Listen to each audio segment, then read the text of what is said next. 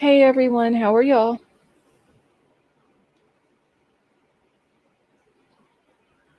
Obsessed for Disneyland, how are you?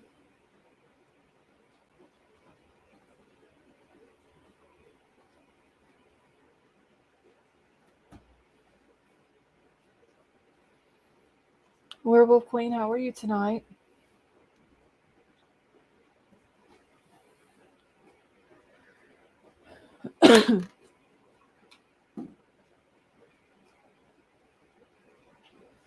I'll be right back. I forgot something. Hey Sandra, how are you? I'll be right back, y'all.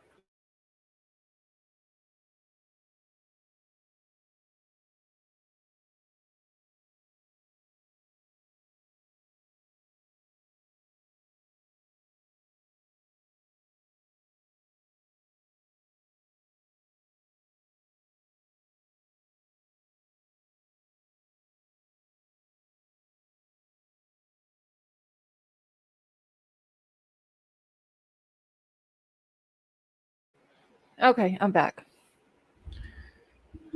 I forgot my vape in the kitchen.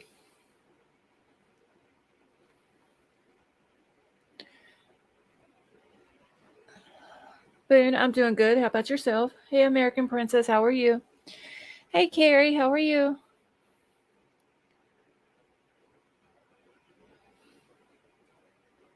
I know I've probably missed a few people. I do apologize, but thank you all for joining us. Mar, how are you? Hey Jan, how are you tonight?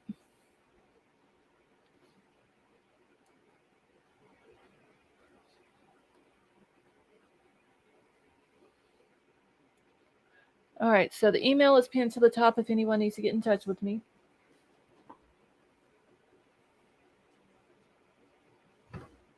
Hey Julie.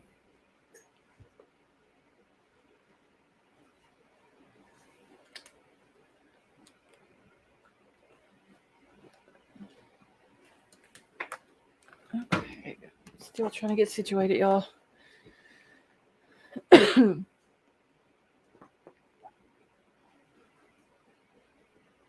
Carrie, I'm doing good. How are you?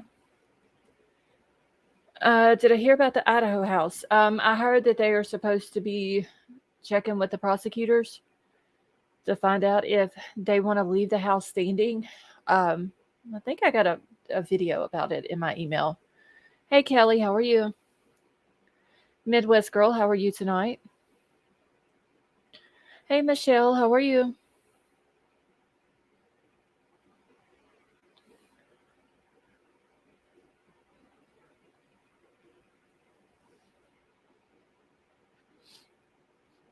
Okay. I've got a few different things I'm going to go over tonight, mostly Kohberger stuff. Um, there has been an update in little Noel's case.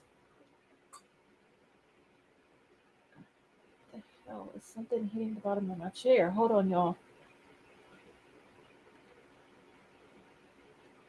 Okay.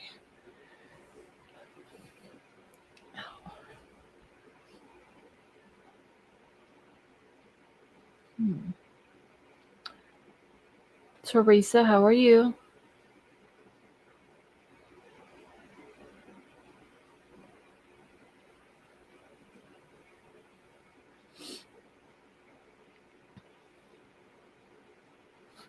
All right. I'm gonna be honest, y'all. All the stuff that's coming out here recently, well, pretty much today, and I think yesterday there might have been some stuff come out. I don't know if I believe all of it or not. I'm gonna be honest. Chilling. Wait, okay, so Gator. Hold on, wait. I gotta catch this email or this comment. So Gator, Michelle, and I all named our turtles after us here. We're gonna put sticky notes on their back with our names. Oh, that is cool, Mar.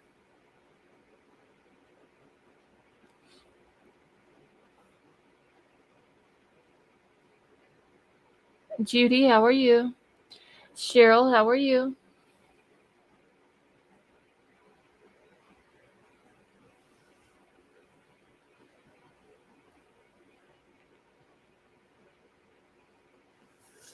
What did I do with my notes, y'all?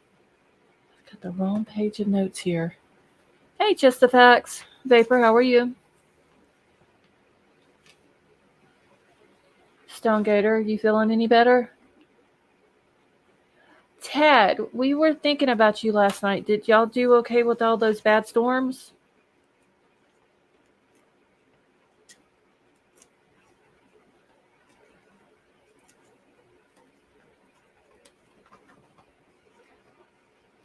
Thea, how are you?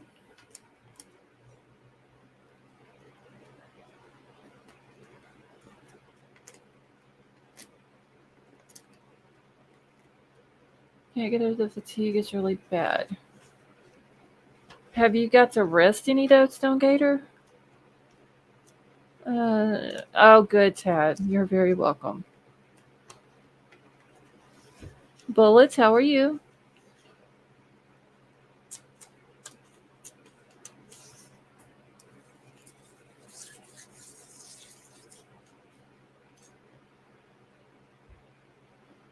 Okay, so we have Scarlet, Crime Crazy, White Widow Baby, Michelle. Oh, dang it. My chat went too fast and I lost it. Mark, Gator, and Big L. That is too cute.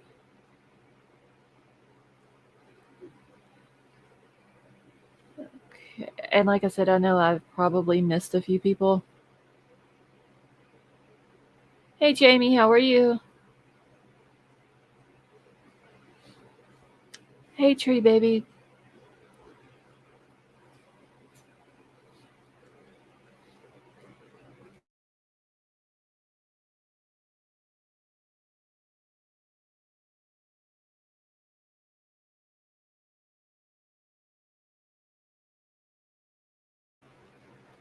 Okay.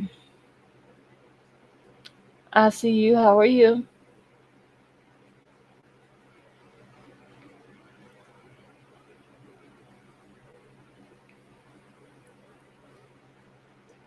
All right, let me grab my first thing for tonight.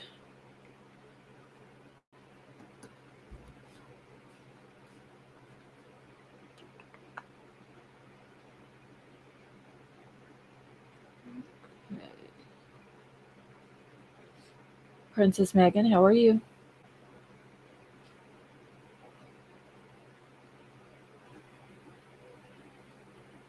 Hey, Jessica.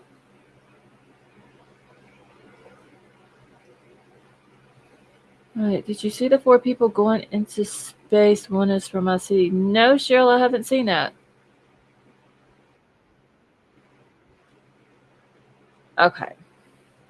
So this is going to be a video. It's by Cuomo. Came out. I grabbed it like literally right after it came out. About 2 hours ago. Where he's talking about the ID cards. Allegedly, there's been an ID that has been found in Bryan Kohberger's, one of his residences, that is one of the victims' IDs. Now, the only search that it could have been would have been the Pennsylvania one, because if you remember in the search warrant return, it says that there was ID cards in a glove in a box. The one from Washington that was done on his apartment in the storage building and all that didn't say anything about any IDs.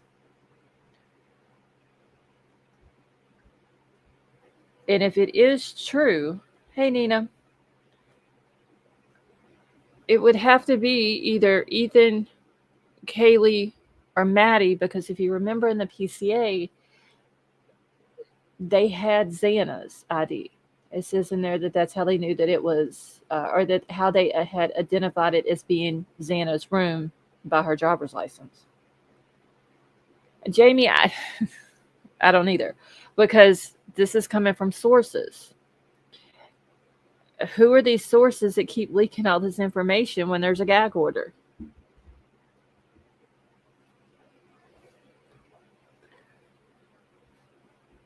All right, let me get it pulled up here for y'all. Roger, how are you? Not in a glove box, however, just in a glove in a box. Yes, that's how it was. It said a lot of people were mistaken it, thinking that it said, because it was really bad handwriting, that it said 10 cards in a glove in a box. That it's actually ID cards in a glove in a box, not in the glove box of a car, unless they just completely wrote it wrong. Okay, let me get this pulled up here. Okay, so that's a trophy he took, if true. I would think so, Tad. If it is true, then more than likely it's a trophy. But is there more? Because wouldn't he have taken a trophy for each victim? Or would it be a trophy of the one that was his target? No, Nina, it wasn't. It wasn't 10 cards. It says ID cards.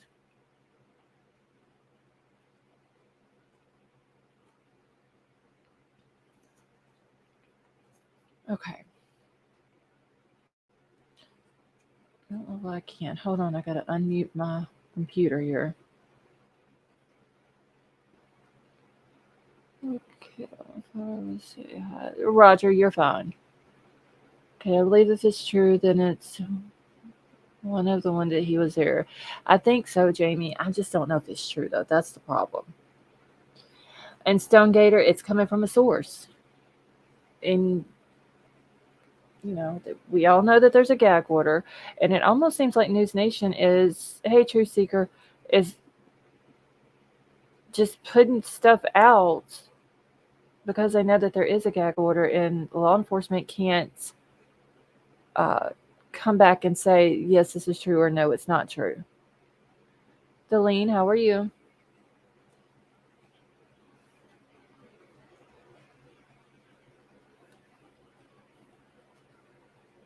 All right, so let's get this one going.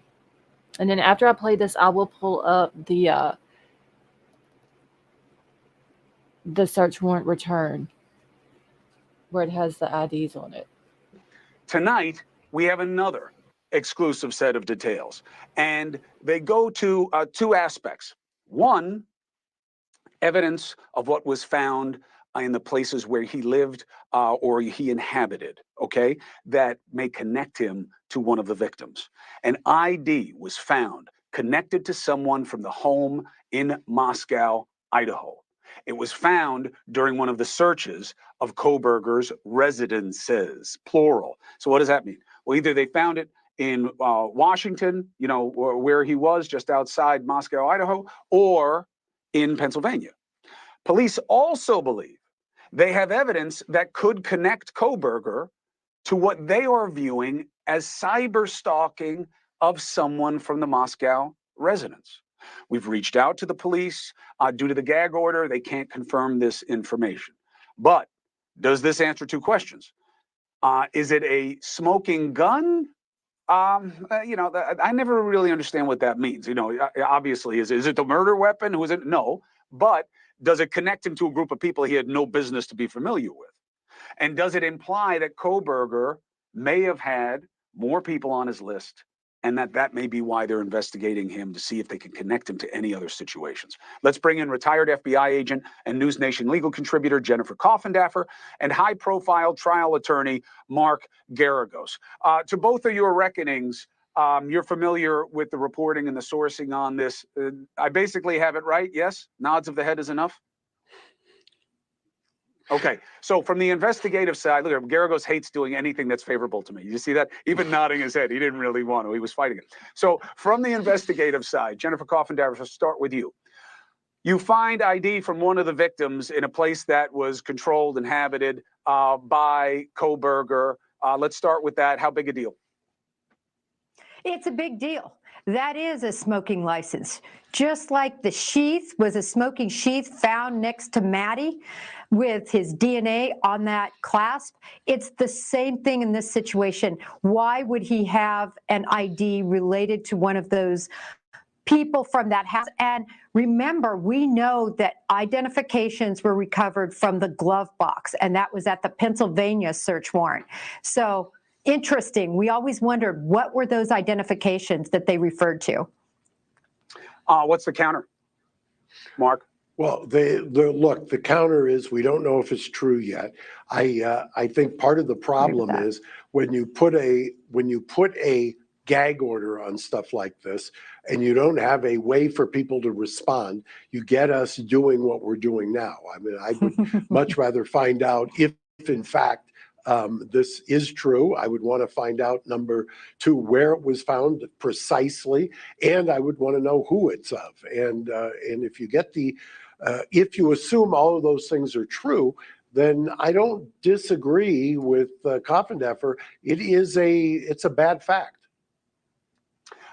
The idea that they have, what are they talking about, you think, Jennifer, in the universe of we have evidence that we believe shows that there was cyber stalking of him, of somebody else, either in that house or elsewhere? What kind of things might they be talking about?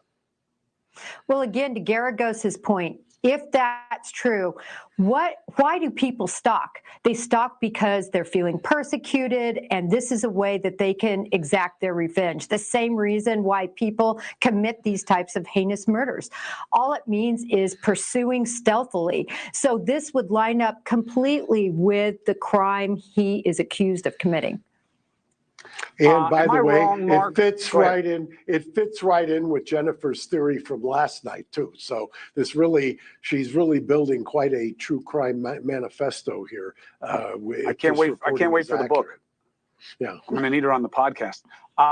The idea of is it fair to argue, counselor, at this point, even if both of these things are true, I'm more worried about the ID being in something of his control or possession than I am of the cyber stalking, because you could be into somebody and and looking at him a little bit too closely for somebody else's comfort, but it doesn't mean you killed him. That's exactly right. Because if you've got something, I'm going to guess, and Jennifer, you can slap me if I'm wrong, but I'm going to guess that she would then say, look, if Pennsylvania turns out that they find things and he's connected to other crimes, this is what serial killers do. They have trophies. They take a trophy, blah, blah, blah. This is like a true crime, I don't know, to exponential levels. So that is what the argument would be. And that's I'll give you this. If any of this is true, it's a very difficult hurdle for the defense. Hey, thank you for watching. Please go to NewsNation.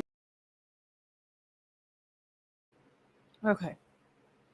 Hold on just a second. I'm just writing a note down before I forget. Okay. Alright.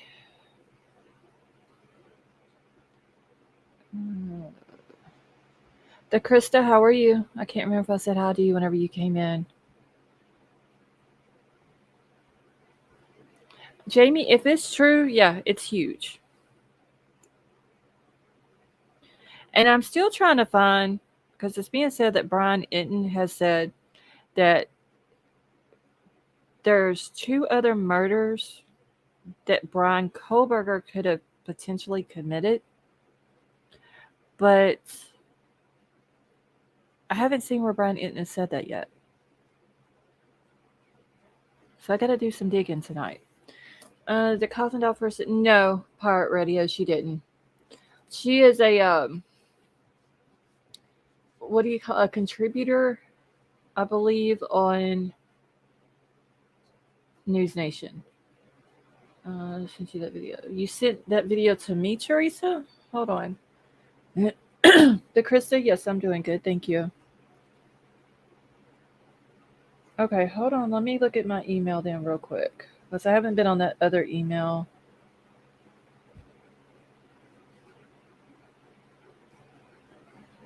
Okay, Teresa, yeah, I got yours. Who else was it that sent me? Midwest Girl, what is your initials? Because someone else sent me an email about Idaho murder suspect Bryan Kohberger, but I don't want to say their name. So I don't know if this one's from you or not.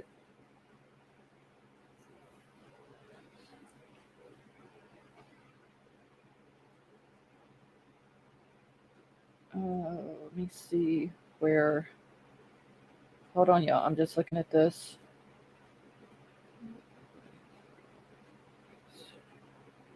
Okay, so Teresa, the one that you sent me, this is the one where it says, hey, no way, how are you? Teresa, this is the one where Bryan Inton says it about there being potentially two other murders.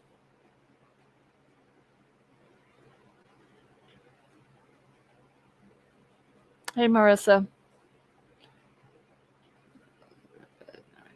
I know, Mar. It's okay, honey. I sent a video that came out 30 minutes ago. I didn't listen to it all. Okay. Okay, because this one is the return of the Idaho victims' belongings to the family. Let me send this to myself so I don't lose it.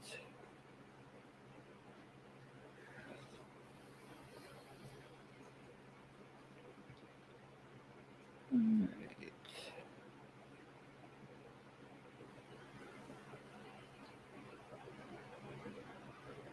And this is what's going to make this trial even that much more interesting whenever it does start. When we get to hearing all the evidence that they have. Like, we know what they got in the warrant returns, but I'm just curious to know what all else they have that they haven't shared with the public. Okay, Scarlett, mine is from my Gmail account. Okay.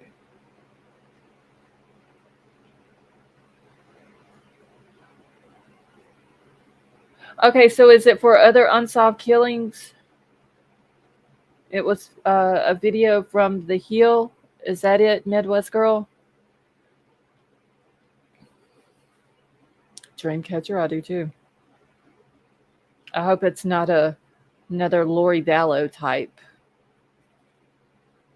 trial. Okay, all right, so I got it then, Midwest Girl. Thank you. I just got to make sure that there's no music on it before I play it. Send that over to myself as well. All right. One second. Let me get out of here and get back into my chat.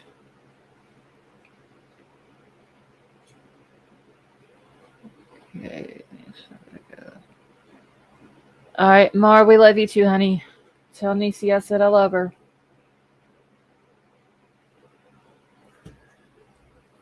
Okay. This is how a case is built, one piece of evidence after another.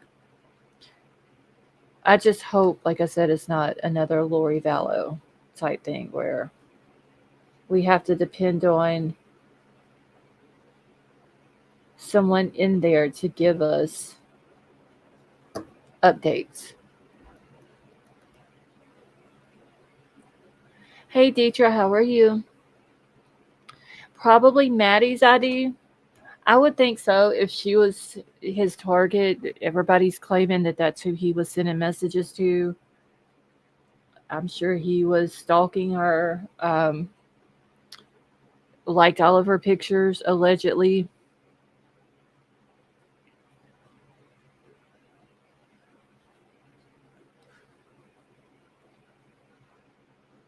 Hey, Ray, how are you doing?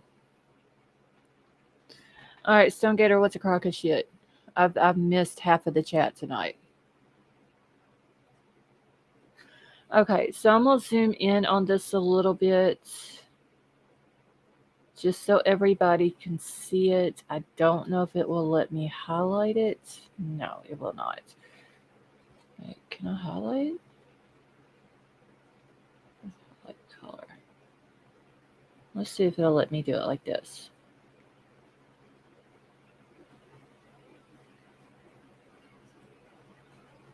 Well, it's not straight, but I think y'all can see it.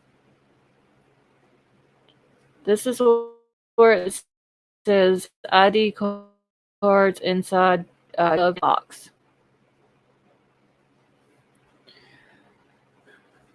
So they did find IDs at his parents' house whenever he was arrested. Hey, Nora's grandma, how are you?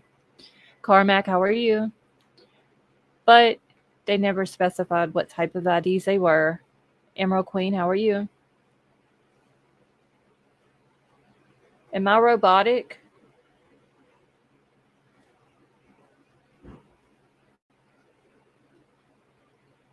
Nora, I'm doing good. Hey, Brad, how are you? Okay, I just wanted to make sure. So anyway, we do know that they found IDs at his parents' house, but we don't know what type of IDs they were. They could have been like his old IDs. They could have been from high school. They could have been from his colleges. They could have been anything. Or it could have been one of the victims. We don't know. And we have to wait 80 more days before we find out. Cujo, how are you?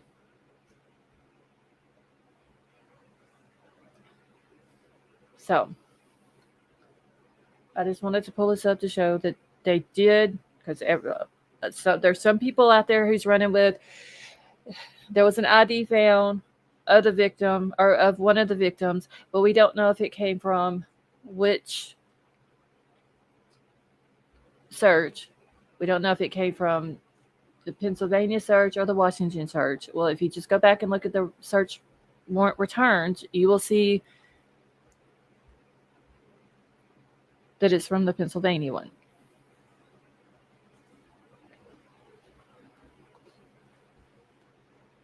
Oh, wait. I got to turn the highlighter off up here.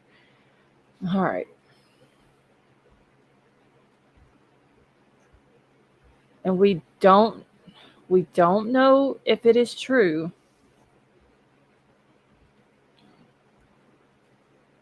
Yeah, exactly, Deidre. It could be college IDs. It could be old driver's license. Some people keep their old driver's license when they get them renewed. It could be anything that they found there. It could be fake IDs. Hey, Crystal. Okay, one thing that makes me hope that they won't shut this courtroom down is that there is family that live out of state, so maybe it will continue to be broadcast. I hope so, Jamie. But we do not know if it is true that they found an ID of one of the victims. Yes, there is a gag order. That's what I was saying earlier. I don't know if any of this information is true. I don't know who would be leaking it with a gag order in place. But for whatever reason, it seems that News Nation keeps coming out with all this new information that's being told to them from sources. And they're not naming the source. And Ashley Banfield, on one of her videos, said that it was a source close to the investigation.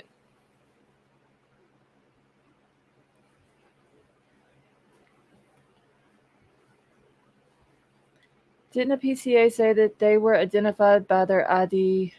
I know. Okay, so it only said that for Xana, P. Fox. It said that, and I can pull that up if y'all need me to. Give me just a second, and I'll grab it.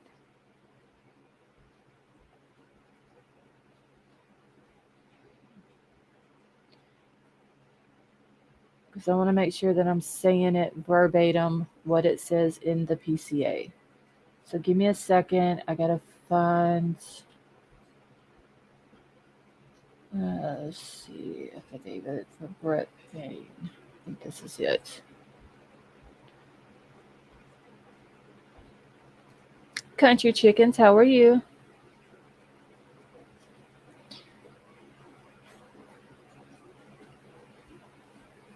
News Nation's reflecting views. I hold them with little, no credibility. Court records and documents and statements made by Ellie. Well, and that's what I'm waiting for, is whenever the court, wait, what page is this? Whenever or not the court, whenever the Ellie comes out and says, yes, this is true. No, it is not. I seen Banfield in the club. She tried to duck me, but pirate radio. So yeah, once they come out and say yes, this is true, or no, it is not true, you kind of have to take it with a grain of salt, because they're coming out saying these sources, but yet these sources are close to the investigation, yet there is a gag order. So how do you 100% trust it?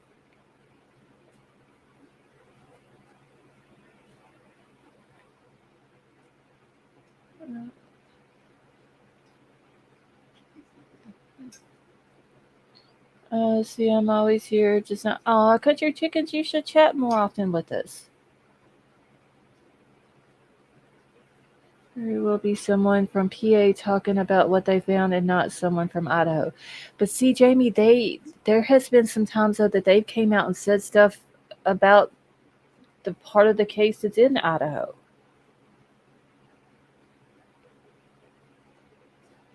Okay. It's going to be right here on the first page. All right, right here. And I don't think this, but it's right here. All right, which they later learned through the Xana's driver's license and other personal belongings found in the room that it was Santa Kernodle's room. So if it's a driver's license type ID that they're claiming was one of the victims, we know it's not Xana's. I always thought Xana's mom was the source, or was Ashley's source.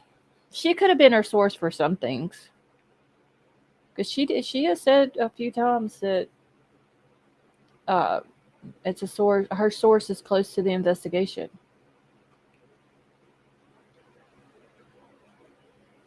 Hey, Brown Bear, how are you?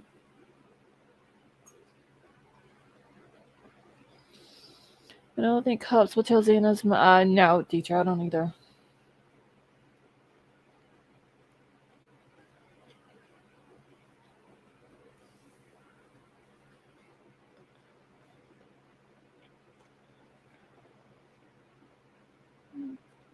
Okay, so that is what it says, though, for Xana's thing. That it was identified, or her room was identified through her driver's license.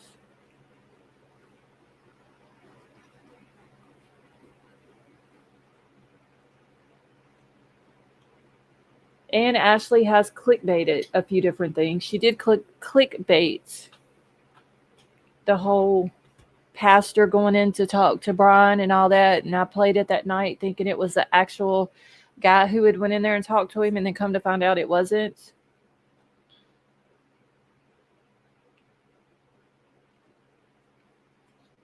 So she has been known to clickbait a few times too. Like I said, they're to the point now that you got to kind of take them with a grain of salt.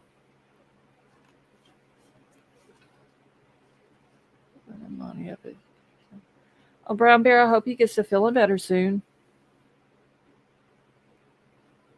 Okay, 1 second. And I have another issue that irritates the crap out of me. As there's been people, whether it's YouTube creators or it's some of these news stations, but they have been covering this Idaho 4 case since it has came out. And they still cannot get these kids' names right. Some of them are calling Xana Xana. They can't get Xana's last name right. One tonight called Maddie Mogen. Wait, what a baby, it does me too. I literally scream at the TV, their last name. I heard one tonight called Ethan Chapin. And it just irritates me. Like, you have covered this case from the very beginning, the minute that it broke, and you still to this day, how many months later? 4? Almost 5 months later? And still can't get their names right. That just shows that there's some people that they're just in it for the clicks and the views, and they're not here out of respect for the families and the victims. That they can't even get their name right.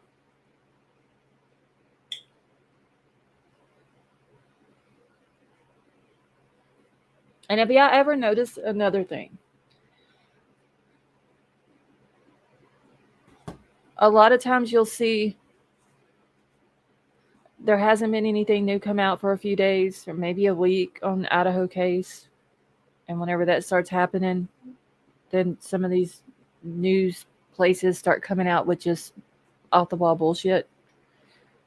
Or they talk about something that's old and try to make it like it's new.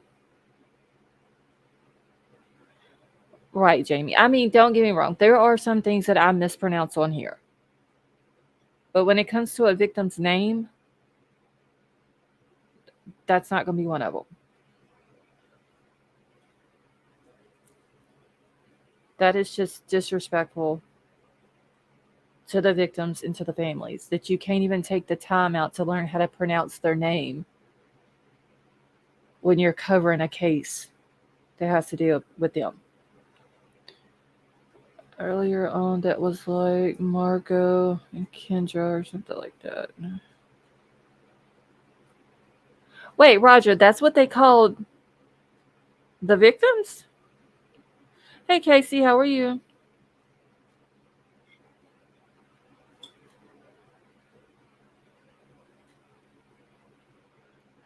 Glowbook. I know it irritates me so bad. Just don't get me wrong. If you're just starting on the case and you haven't been covering it, like I can get it. Like Gonzalez, I get it. But after you've been on it for a while, you should know how to pronounce the name, especially when you've heard the family being introduced several times. Rich, how are you? Okay, there are 4 angels now. Justice will be served, and the 4 families will at least have closure. That is true, Rich. Exactly, Brown Bear. Knowing the name pronunciation should be basic 101. Exactly. A lot of people say Kaylee Gonzalez wrong. That is true, Cujo.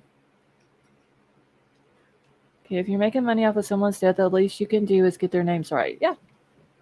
At least. Even if you're not making money on YouTube or social media or whatever, if you're going to cover a case, whether it's money or not, you still should get their names right.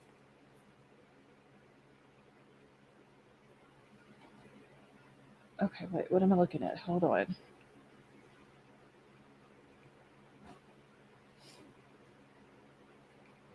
Hold on 1 second.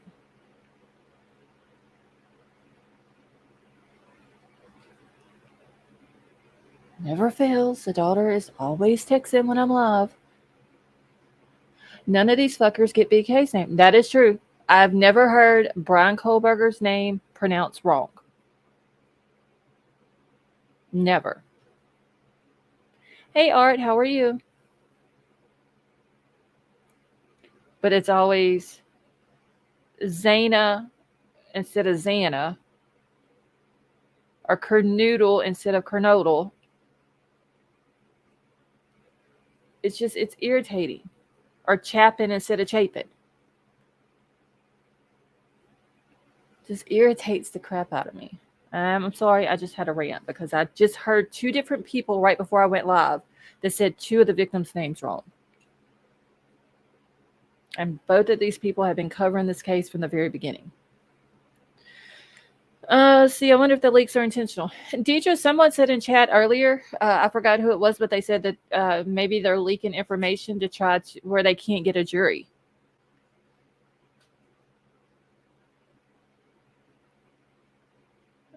Called Brian Bundy. All right, y'all, let me grab my next thing. Oh, shit. I've literally changed my notes around like 4 times today, y'all.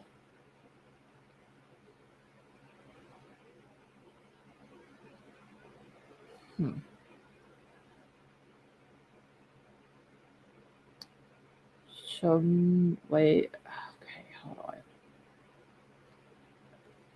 on. I've heard someone say Kohberg and not pronounce the herb, but added an L. Kohberger.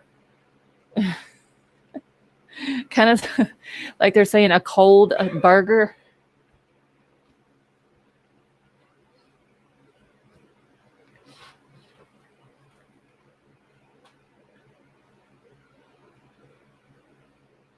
Okay, let me grab my next thing here, y'all. Ava, have I said hi to you? Yeah, if y'all have came in and I have not spoken, I do apologize, but thank you so much for being here with us.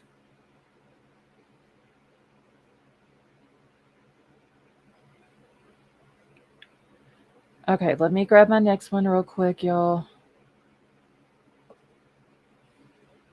I just got to find the dang thing. This one is Dan Abrams. Here it is. I think so. My dog was being loud, so I'm not sure. Okay, well, Ava, if I didn't, I'm so sorry.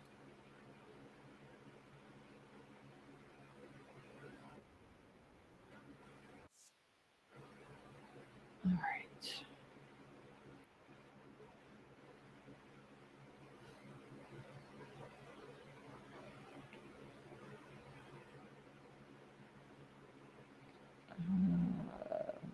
It's going to take it just a few seconds to get pulled up here.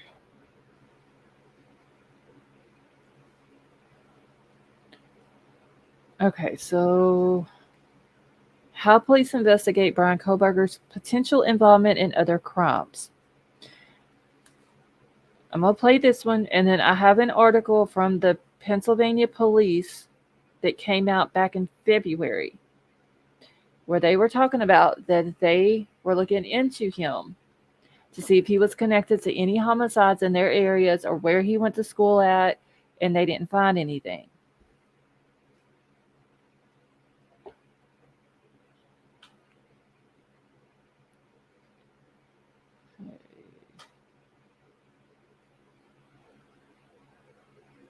All right. Okay. With the breaking news that happened in the last hour, Chris Cuomo reporting exclusively from law enforcement sources that Bryan Kohberger, the suspect in the Idaho murders, is now being investigated for possible additional murders in the state of Pennsylvania. Now, remember, Kohberger was arrested at his parents' home in Albrightsville, Pennsylvania on December 30th. It's a month and a half after the brutal killings of the University of Idaho students Ethan Chapin, Madison Mogen, Xana Kernodle, and Kaylee Gonzalez. We know Kohberger grew up in the Pocono Mountains in Pennsylvania before moving out to Washington State near the Idaho border for grad school. We also know he previously graduated from Northampton Community College in Pennsylvania in 2018, and that while there, he worked security for the Pleasant Valley School District. He also attended nearby DeSales University until 2022, both schools about an hour away from where his parents live. Now, when news of Kohberger's arrest first broke, Pennsylvania authorities said they were going to go back with a fine-tooth. They were going to look at open and cold cases that may have fit the MO of the Idaho killer. It was one of the first things that local officials did, looking for any connection between Kohberger and unsolved cases in the area. Kohberger remains in an Idaho jail tonight, awaiting his preliminary hearing in June. Authorities have said he has no official and known prior criminal record. Joining me now on this breaking news is former CIA and FBI agent Tracy Walder. She's also a News Nation national security contributor. Thanks very much for coming on the program. Appreciate it. So I guess it shouldn't be that surprising that this investigation started, right, in the state of Pennsylvania. But now the fact that they may have identified particular cases, that sure is a development. Well, absolutely. Thank you so much for having me, Dan. So, I think really what investigators have at their disposal now, once he was arrested, was really access to VICAP, or the Violent Criminal Apprehension Program. And really what they have there is the benefit of basically going into a database clearinghouse and looking for crimes that had similar patterns, similar manner of death, similar motivations, those kinds of things. And I think that really probably helped them put the pieces of the puzzle together, as well as now having his DNA, because quite frankly, if they did have a murder, his DNA wouldn't have come up as a hit. As you mentioned, he had no prior criminal record. So I think the fact that he has committed other crimes is perhaps not surprising. And again, this often happens in these investigations, right? Suspect is arrested in one place for a crime, somewhere else, and then they begin an investigation and turn up other information. Exactly. I mean, this is probably more common than not. And also, I think if you just look at the nature of this crime, this is an individual that went into a house where there was potentially 5 people there that he would have had to kill. I think he probably had some experience in doing this. Just sort of all of those signatures and all of that evidence point to the fact that this was probably not his first time attempting something like this. It may not have been against 5 people, but it may have been him experimenting, doing something like this against one person or perhaps even 2. And also, he does have a history of sort of erratic, perhaps sexist behavior and sort of a hatred towards women. So it's really not surprising seeing some of this come out now. And it's possible, by the way, that they're going back in cases that they thought they had a suspect, right? And maybe they didn't even have the right person and they were looking the wrong way. Absolutely. We look at this, and how he was found partially was because of that familial DNA. And really, no one in his family would have had their DNA in any kind of criminal system. No one in there had a criminal record. No one had had DNA taken. And so it's quite possible that they had built another suspect around other characteristics, and he was nowhere on their radar. Fascinating, fascinating stuff. Tracy Walder, thank you so much for coming on. Appreciate it. Thank you. Thank you for watching. Go. Okay. Let me get this out of here. 1 second, y'all.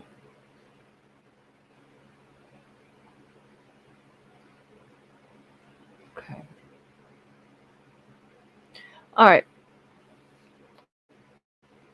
So, and Jamie, thank you so much for becoming a member and welcome to the family. I am going to pull up the article.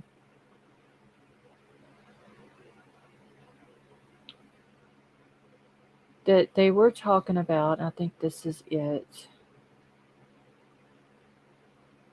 That is from Pennsylvania. When they came out with it, I believe it was February, a few days into February, where they were talking about that they didn't find anything that connected him to any of the homicides that they've had there. Idaho Flower Lover, how are you? Now, if they're still looking, it is possible that they might have found something now. But I don't think they're going to leak that or tell that to News Nation. Honestly.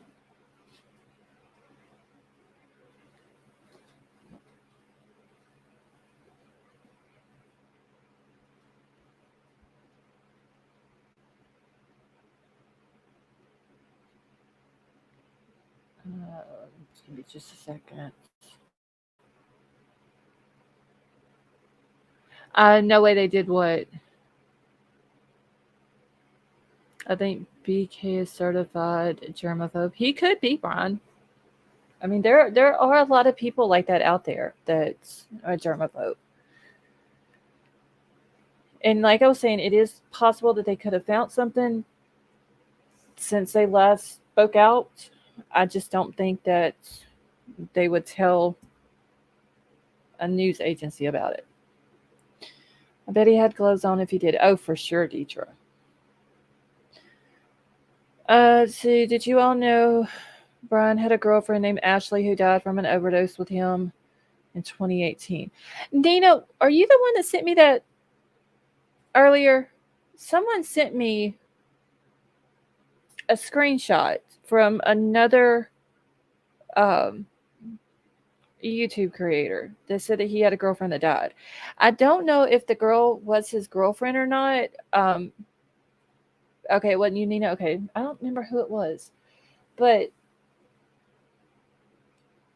he did have 2 different friends who have died from an overdose.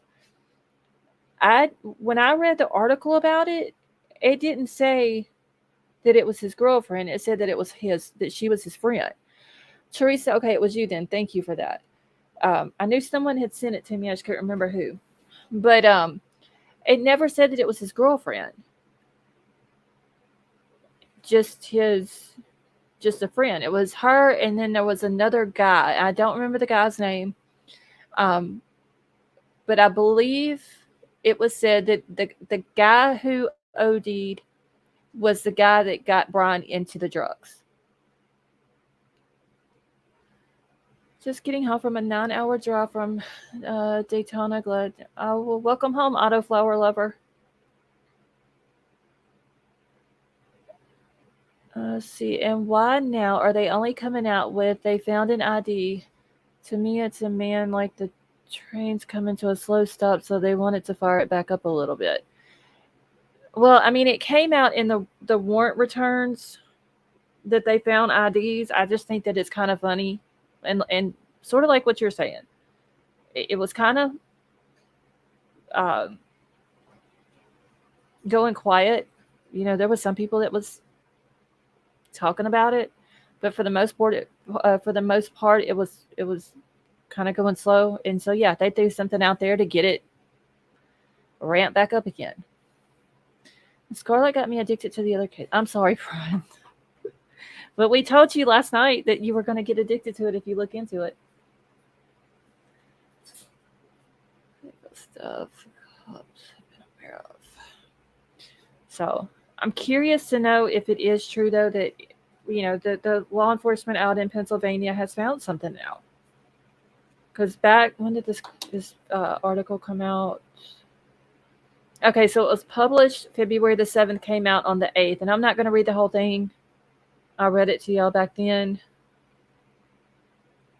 This will help me procrastinate or on unloading the car. And it just says, is his name out there? Authorities search unsolved cases for links to Idaho murder suspect. And it says in here that they were looking around the areas that he went to school, the sales, and was it Northampton? That they were looking in those 2 areas along with where his parents lived at. And they didn't find anything. And I'm just gonna scroll down here. Okay.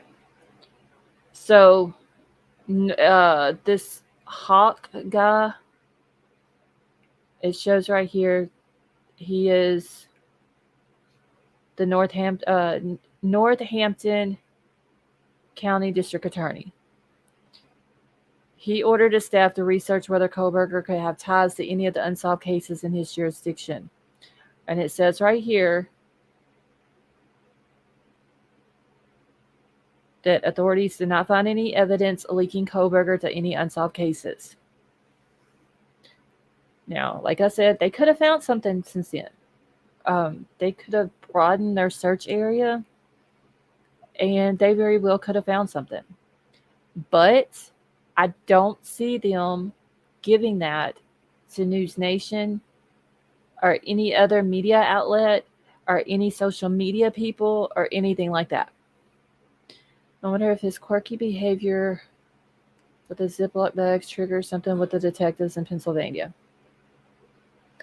Well, wasn't it said that they were looking into some cases, like when this just came out, like the last 24 hours or so, that they were looking for the way the murder was committed, the time, and stuff like that. And it could have been he could have done something and other if he did do this. And I do believe that he has murdered before. it could be something with the Ziploc bags. He could have done some crazy shit like that before with it. There's no telling what he was putting in the Ziploc bags. That's just some weird shit there on its own. It's amazing to watch the Cuomo open for a story. Okay, it could also be things like essay things that built him up to this escalation. Yeah.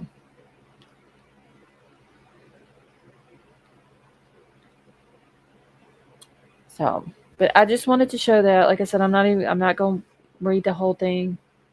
I will point this out as well. This paragraph, it says, in fact, nothing with respect to Kohberger has came out in our investigation of cold cases or unsolved cases to the point, but we are always continuing to investigate and pursue leads.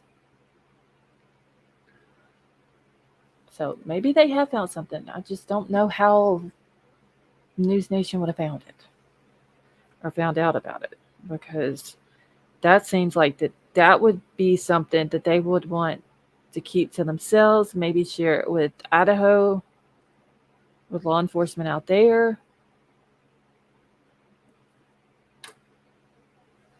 But not with News Nation.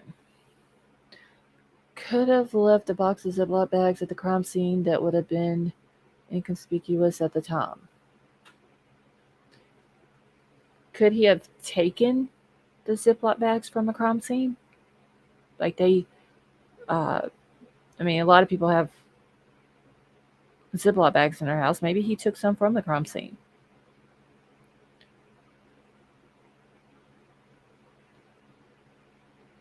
Okay, so let me get this off of here.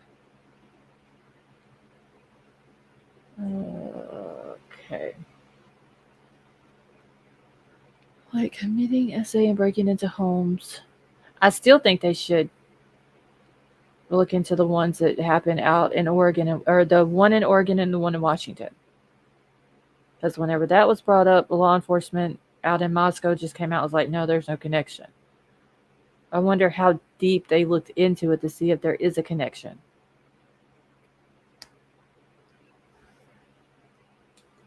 See, we all have to recall that they said that they saw him once placing garbage in the neighbors.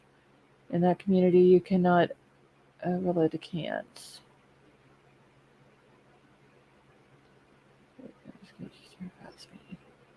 So, Jamie, does your daughter live in a house when she's at college like the victims did? Like an off-campus house?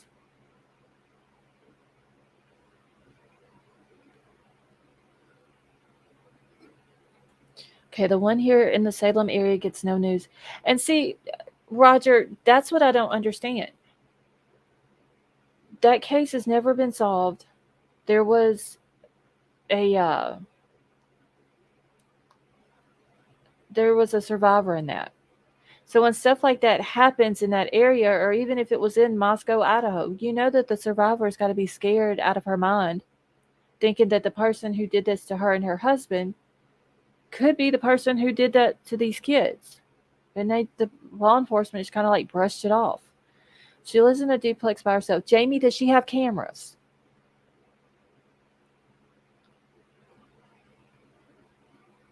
Because I would have thought that the Idaho house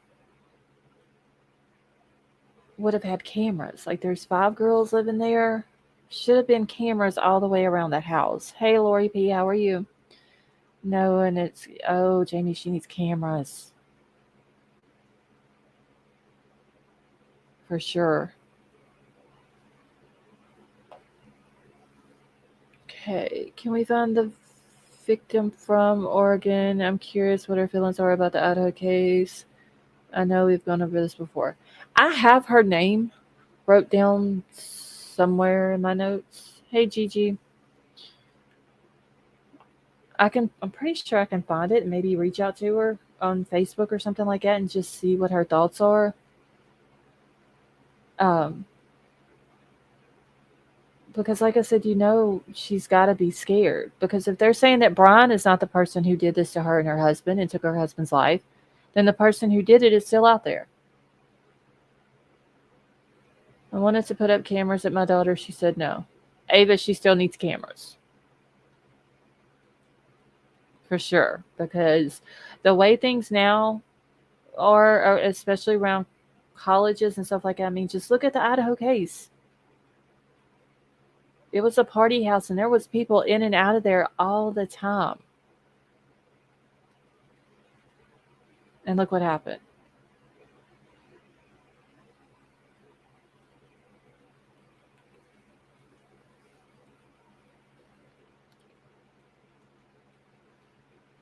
And that is true, Dietrich. They don't realize how dangerous it is. I mean, they're young. They don't think about it like we all do. That it's dangerous out there. Anything can happen at any time. You think it's not going to, and it very well could. Okay, so she doesn't live near campus. She lives in a neighborhood with families. Yeah, but Jamie, she still needs cameras. Just in case, you know what I'm saying? I pray nothing bad happens to anybody, but just in case, if it does, like, you know, the cameras can catch it. All right, so wait what a baby said. I set up my cameras first day we moved in and caught some moron stealing someone's catalytic converter. I'm not for your safety for others. If not for your safety for others, yeah. It's I know it won't stop anybody 100%, but it is for safety reasons. I mean, it could save their life. It could save someone else's life. It could catch a suspect.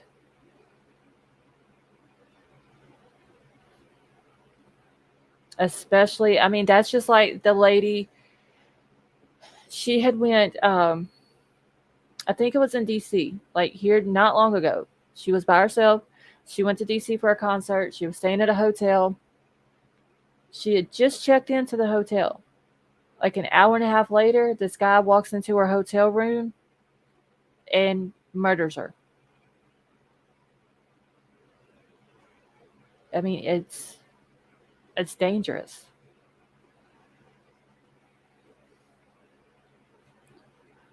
Hey, Jason, North Carolina, how are you? Okay. I caught my neighbor stealing my Amazon packages, so that was also. Oh, see, I'd be furious with that, Casey. That is crazy. But that happens a lot too. You can watch YouTube, like the doorbell ring cameras, and there's always YouTube videos out there of people that catch other people running up on their porches and taking their packages as delivered. Good to be back. Jason, yeah, I know it's been a while since you've been in here. It's good to see you.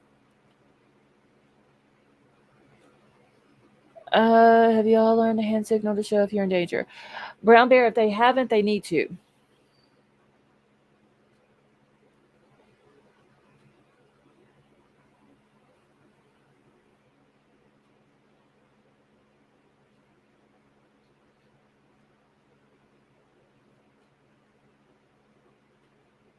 One second, y'all.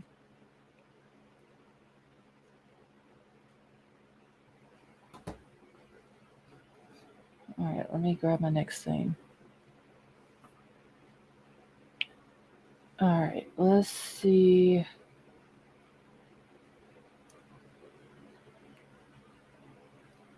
I have the video about the house being torn down.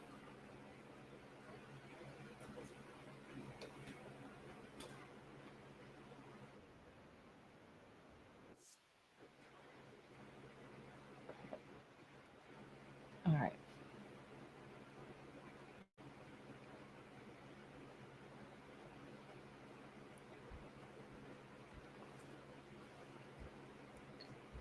One second, y'all. This shit is going slow for some reason.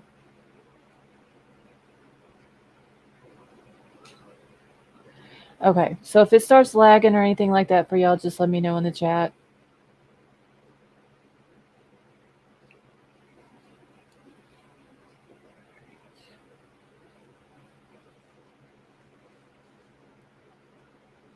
What the hell?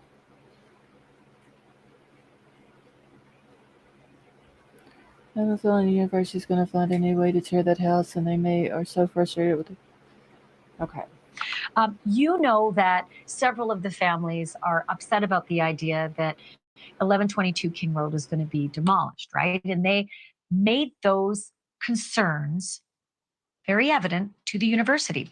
One of the lawyers, now being retained by family members, actually communicated with the university. How do we know that? Because now a source connected to the university has given us the response, how the university responded to the family members through their lawyer, through their attorney. And what they wanted is not maybe necessarily what they're going to get.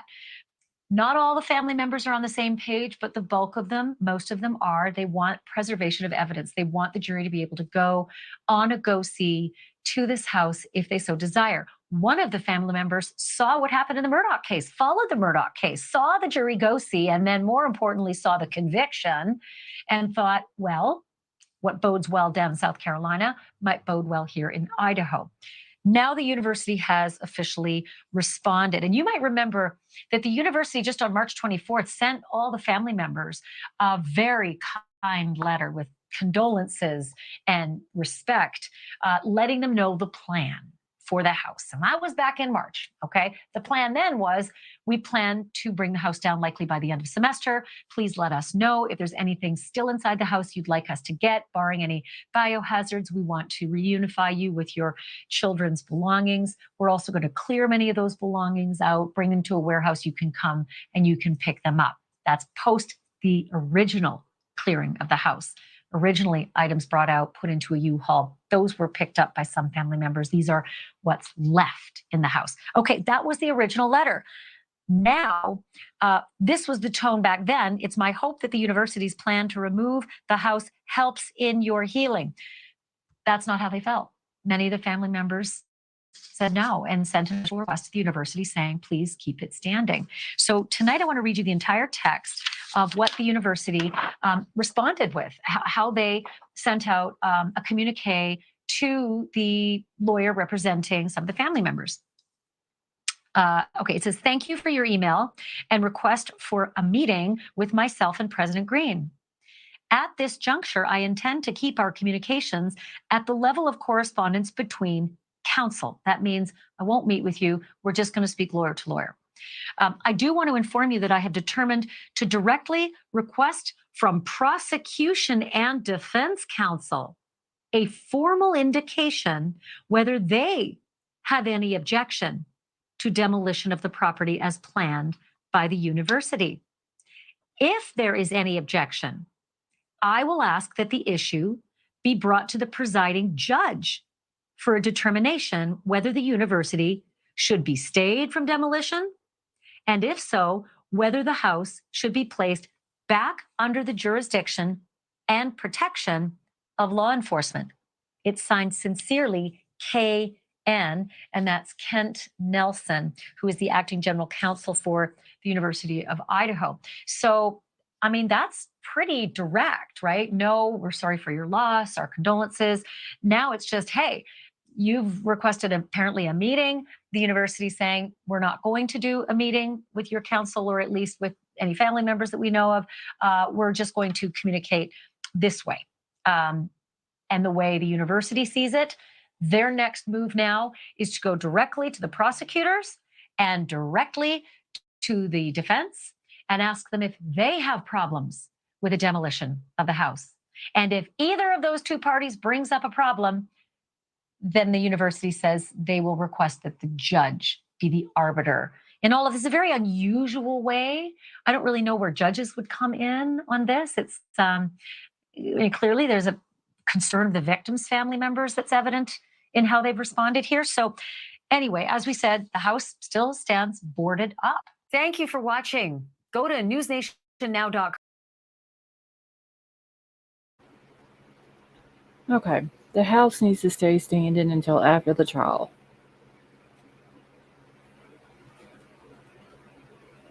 Does not for sure need to be tore down. Hey, Big Al, how are you? It's fun.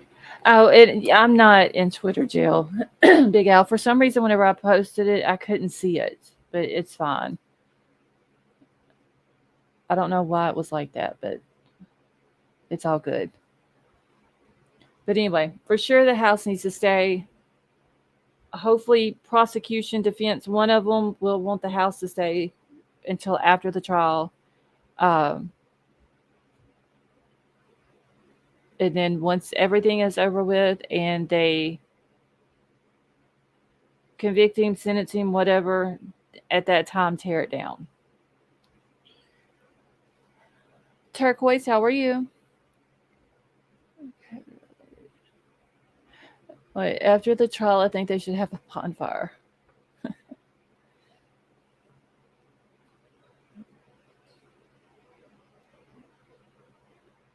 Okay. All right. Let me grab this other video that was sent to me. If y'all haven't done so while I'm grabbing this, please hit that thumbs up.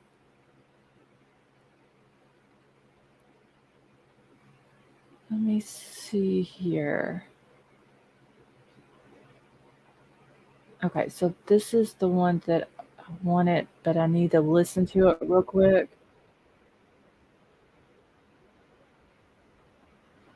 Oh, that's got music. I can't play that one. Hold on one second.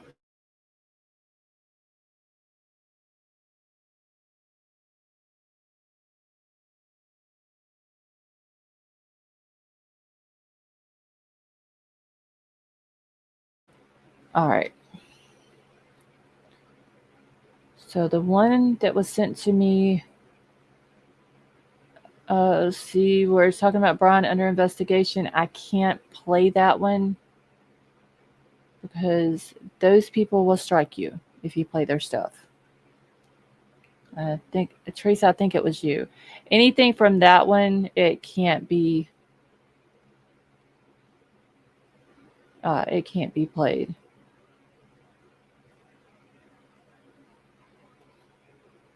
Let's see. All right, give me a second, y'all. I need to get back into YouTube because there was something else I was wanting to pull up.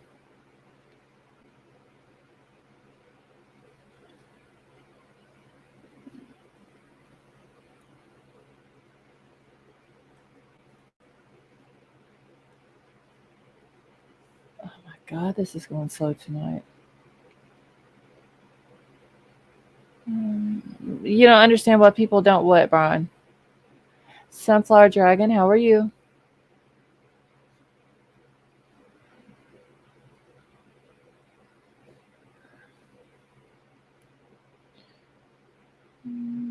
Okay, see that was from Teresa, those the heel, you can't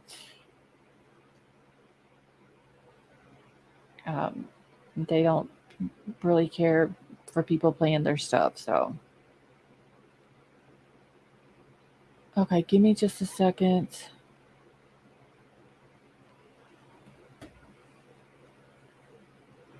There was something I wanted to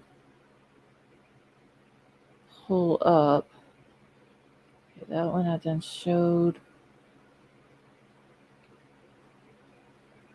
Oh my God, y'all, my emails are all out of whack. Hold on.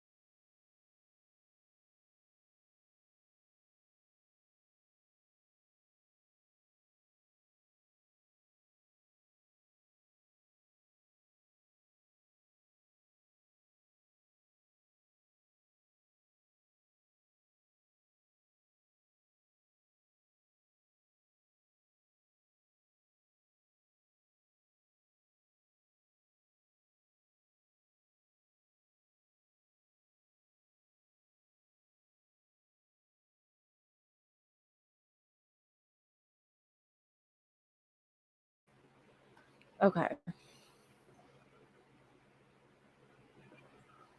Let me grab this one.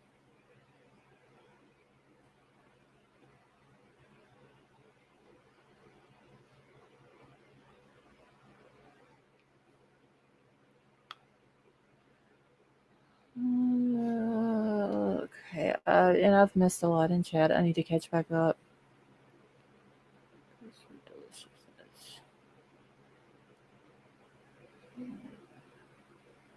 Wait, Brian, what are you talking about?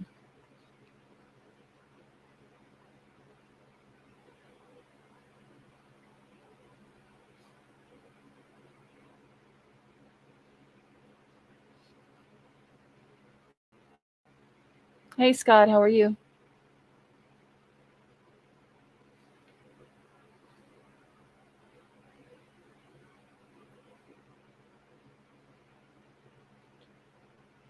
Okay, so this one's talking about when will the victims' families get all of their belongings back?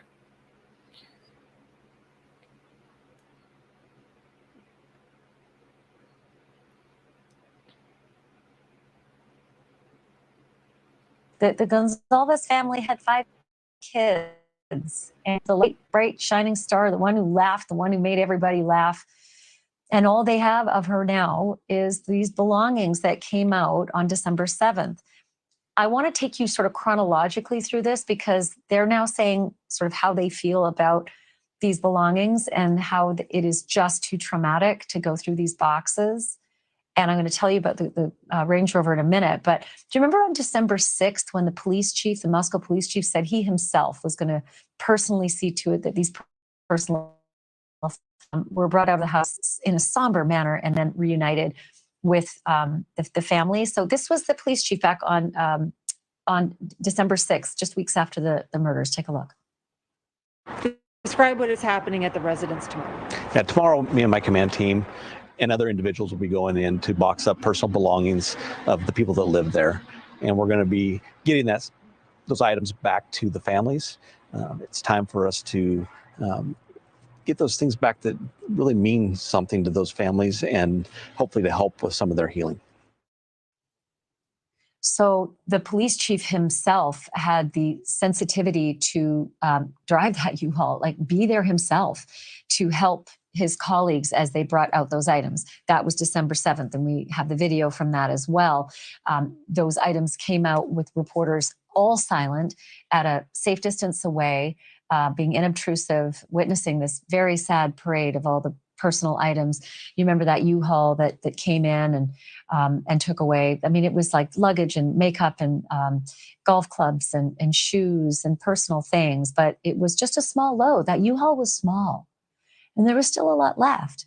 So they did their best to try to separate out whose boxes went to whom, but the families ultimately, they really had to come to the warehouse themselves and determine, what belonged to whom. And Police Chief James Fry, obviously very respectful with these officers as they brought these items out. But all the items that are still left behind, I mean, that was a full house of 5 kids. Those items may still be in there. You might remember as well that we gave you the news that the university sent a letter to the parents and told them what the plan was for the rest of the items in the house prior to demolition. Let me just reread that for you. This was sent on March 24th. It said, we intend to have the remediation team gather any personal property that do not appear contaminated, transfer them to university personnel who will take these items to a secure off-site location for representative members of the families to review and recover items of your family members that you wish to keep. Items not selected will then be properly disposed of. This will not apply to large bulky items such as sofas, beds, or the like to the extent that any remain on site. If you have specific items you wish to be on the lookout for, regardless of size, please let me know. If we can locate and retain them for you, we will. So that was March 24th. And then there was another letter that was sent to the parents just recently about the plan for the demolition, because the parents haven't heard anything since then. They have not been told that the additional items have been brought out, that they are in storage at a warehouse, that they should come and look and choose the items that they'd like to be reunified with. They don't know anything yet. They don't even know if that has happened, if the items have been brought out of the house. What they do know is that there is this pause and this sort of new plan. The demolition was scheduled, the university told us, to happen by the end of semester. But since the families indicated they had a concern, some of the families had a concern about the demolition, the university, if you missed this program last night, we had this exclusive reporting that the university communicated with the families, and a source close connected to the university gave us this email. It said, "Thank you for your email and request for a meeting with myself and President Green. At this juncture, I intend to keep our communications at the level of correspondence between counsel. I do want to inform you that I've determined to directly request from prosecution and defense counsel a formal indication whether they have any objection to demolition of the property as planned by the university. If there's any objection, I'll ask that the issue be brought to the presiding judge for determination whether the university should be stayed from demolition, and if so, whether the house should be placed back under the jurisdiction and protection of law enforcement." Signed, the acting general counsel of the University of Idaho. So families are still in the dark about where the rest of their belongings are. Thank you for watching. Go to newsnationnow.com to find News Nation on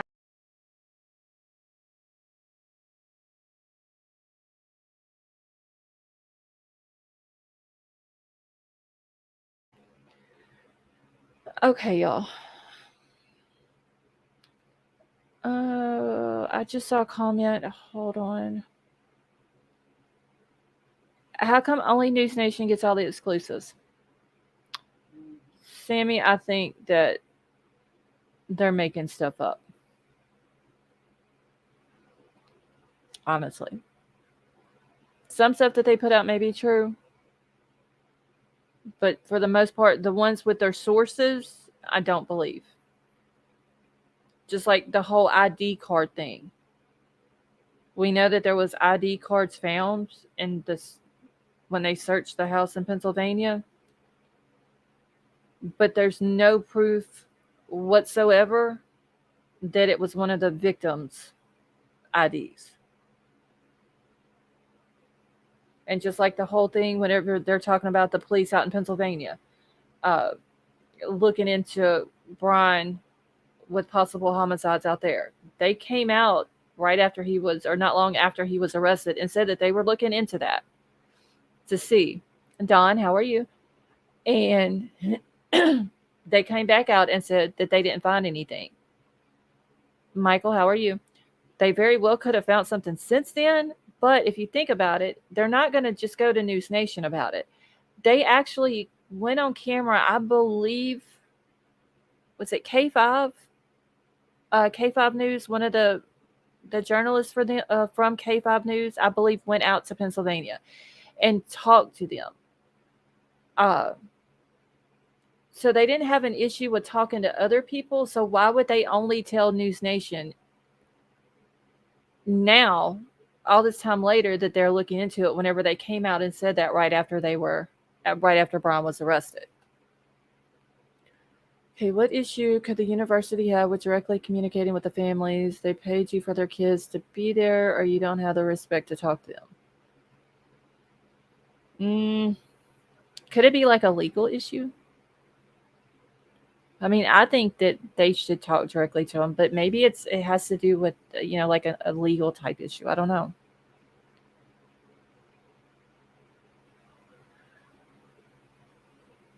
Let's see. Altered Soul, how are you? They're just fishing and going from the list of confiscated items. I think that's the most part of it, Altered Soul. Coffee and Conversation, how are you? Because like I said earlier, if you think about it, it starts to quiet down on the whole Idaho case. And then all of a sudden, News Nation comes out with some big story from their sources.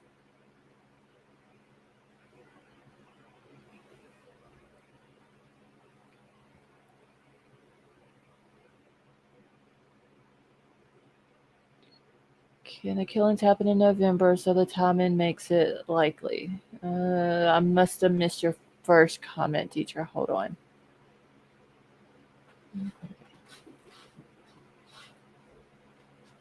Oh shoot. Hold on, y'all. Hold on 1 second.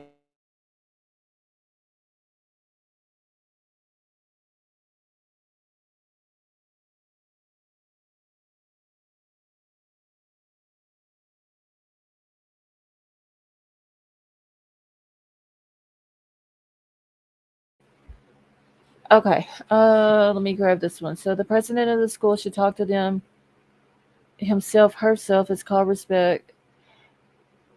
Yeah, I get the whole respect thing. I wonder, like, did the university reach out to the families and give their condolences? I wonder if they did that.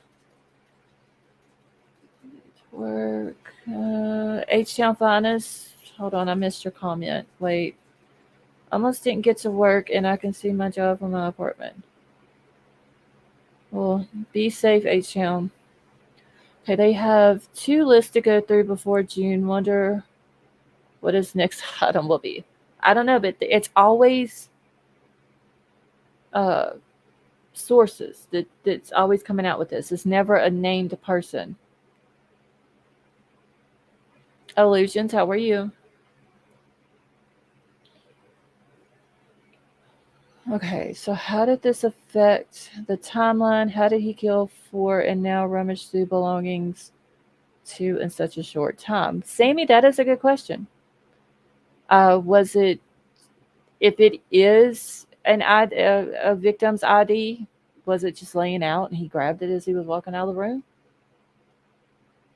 Scarlett, can you Stonegator, hold on. Let me go up and find your other comment. 1 second.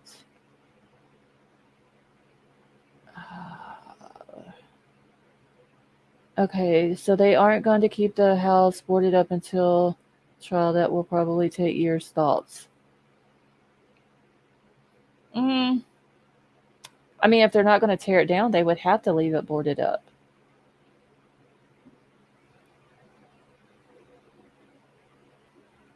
I just think no matter how long it is, before there is either a guilty or a not guilty verdict, in this case, the house should stay standing.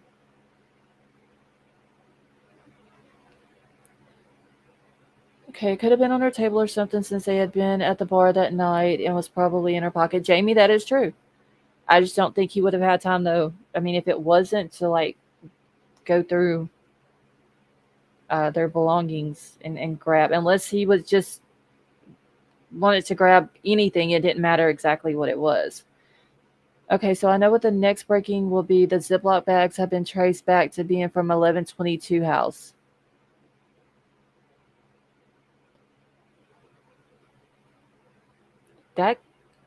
That kind of makes sense as far as a breaking story. Not that it's true.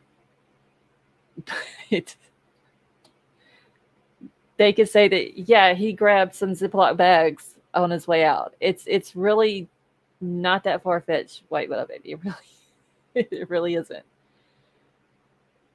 Like, they could take that story, even though it's not true, and make it make sense. Or make it somewhat believable.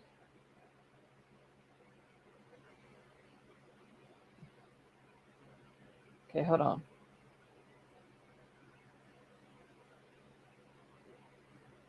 Okay, but let me ask y'all this. If I still don't believe that it's one of the girls or one of their IDs. Because would he be dumb enough to drive all the way back to Pennsylvania with one of the victim's IDs in his belongings? I mean, would he be that dumb?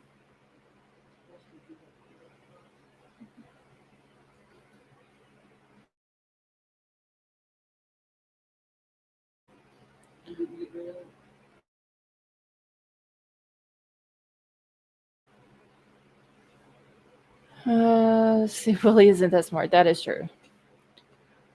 I don't know. He gets pulled over twice. Seems like he would have gotten rid of it if he had it. See if the IDs were his trophies. I just don't know if he would go that far with it.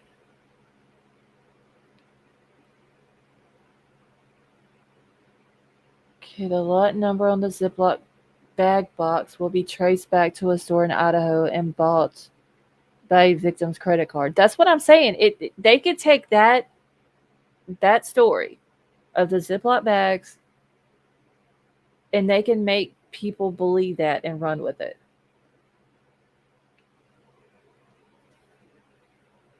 And Jamie, I do agree with that. I don't think that he thought that he was going to get caught. He's that egotistical, honestly. I think he thought that he was this whole big mastermind and he was going to be able to outsmart the police because he was in criminology and criminal justice and all this and that, and he was going to get away with it. Angie, how are you? Let's see. If I am hiding my DNA, why am only I concerned about my ID one night? Wait, Brian, what now? If I am hiding my DNA, why am only concerned about my ID one night? Angie, I'm doing good, thank you. That is silly. The night his house cans were full. Brian, you got me all confused.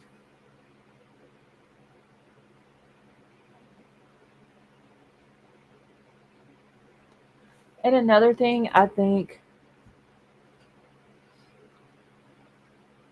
if he would have had one of the victims' IDs, I think that story would have been brought out.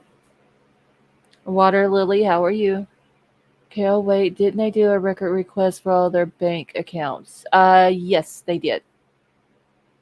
Bank accounts, social media accounts, phone records. What else was it? So social media was Instagram, Facebook, and then there was Amazon for one of them. I can't remember which one it was. I want to say Kaylee. Twitter. It was several different accounts that they requested records for. Okay, so Rodney Calla, the dating game killer, not sure if you know the case. No, I don't know that one. Literally kept earrings and photos of his victims and dumb as fuck trophies like that is not completely impossible. Yeah, Casey, I think he would have kept some type of trophy. But would he have, like, the ID though? Like, you can just, let's just say if one of the cops that pulled him over in Indiana would have searched his car, they could have just taken that ID and been like, this don't belong to you, this belongs to so-and-so. But if it's something else, he could have just been like, made up some dumbass excuse of the reason why he had it. Where with the ID, he couldn't have done that. Let's see, if he was stalking them, he could have taken items prior to the night. Could have, Marissa, but I mean, would they have missed it though? Like that it's whatever he would have taken. Like if they would have tried to look for it or something like that, they would have noticed that it was missing and knew somebody would have had to have taken it. Can you look up the title of the video I sent you on Twitter that dropped about BK case? When did you send it to me, Stonegator? Bank account records don't give you the items purchased at a time. I don't believe any of these investigators will go far enough to catch stuff like that, although they should.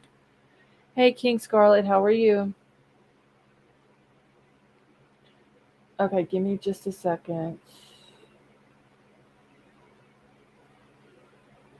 Let me see what this is. Hold on.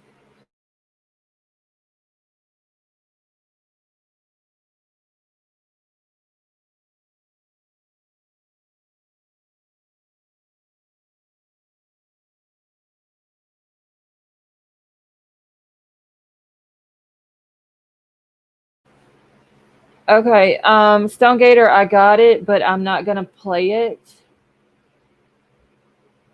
But let's see.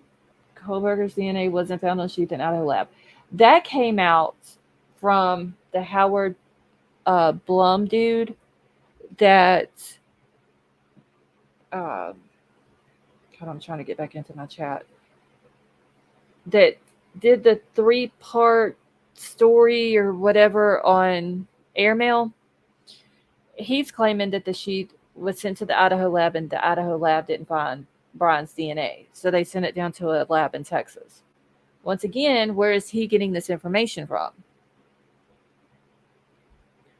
Because if that information would have been leaked, it would have had to have been leaked from someone who was in law enforcement, because law enforcement would have been the only people who knew that. Or from the prosecution or the defense. So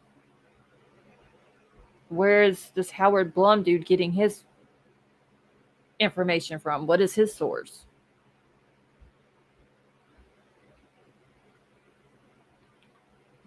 Okay, and it does say in the PCA that the Idaho lab found the DNA. Yeah. Okay, never heard. Okay, so Stonegater, yeah. Do you remember the airmail articles that came out where he was the author of them? It was like I think it was like a 3-part thing that he did on the Idaho murders. And I know the first one, when it came out, it was like behind a paywall. And it was like super long. All 3 of them were. But he came out with that 2 weeks ago. No, Bryan, what the Howard guy was saying is that whenever the sheath was taken to the Idaho lab, they didn't find anything. But I guess they allegedly, okay, so I'm not stating this as facts. I'm just stating what the Howard guy said, that the Idaho lab did not find any DNA. So they sent it to a startup lab in Texas, and the Texas lab found the DNA on the button. Okay, I'm just saying, BK's lucky. I'm not an investigator in the case. I'm just saying I would have found out when and where he bought. Yeah, they should be finding out everything that is in his possession. And maybe they, like, if he had the Ziploc bags, maybe they look for the Ziploc bags in his parents' house.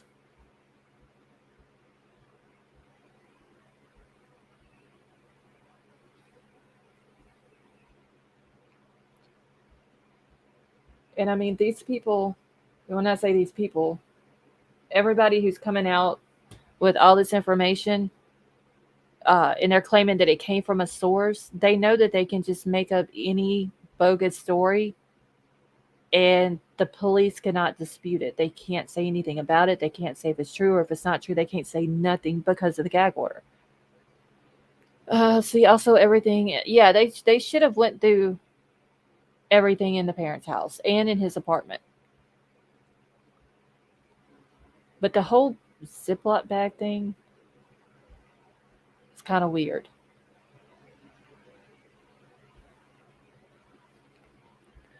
Let's see. And the source could be their own imagination. That is true. Coffee and conversation. Mask could be a source. But I wonder, though, if there wasn't a gag order, would all of this come out? Like, would they be coming out with stories from a source or an unnamed source? Or would they actually be coming out with this information and having someone sitting on their panel and that person telling, we found this, they found this, all this and that?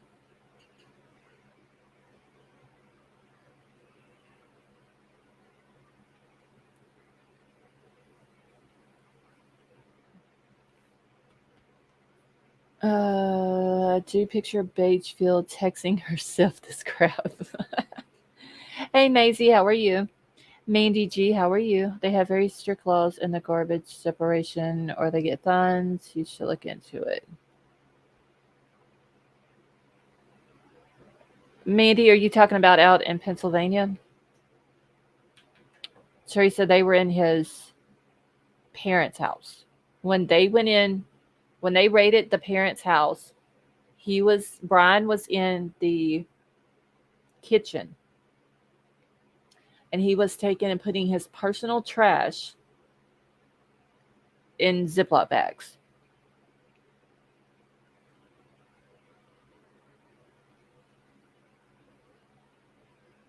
So I don't know what type of personal trash it was. I don't know how many different Ziploc bags it was, uh, but it seems kind of weird. Yeah, Brian, that was whenever they arrested him. He was in the kitchen doing that. But I get some places they want you to like take out the plastics and put it in a certain thing, paper in one or whatever. But what is the point of putting it in Ziploc bags?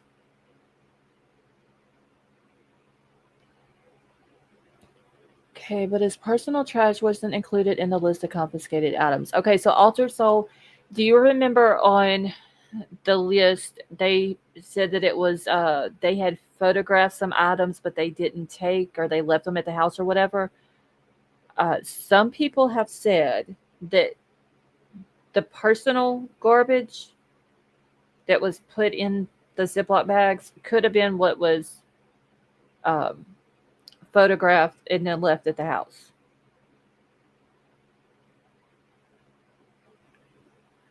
The only thing ever listed in baggies was green leafy stuff.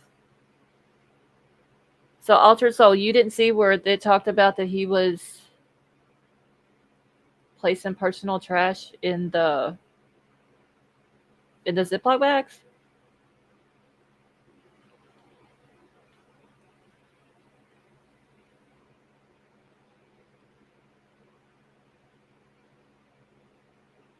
Hold on one second, y'all.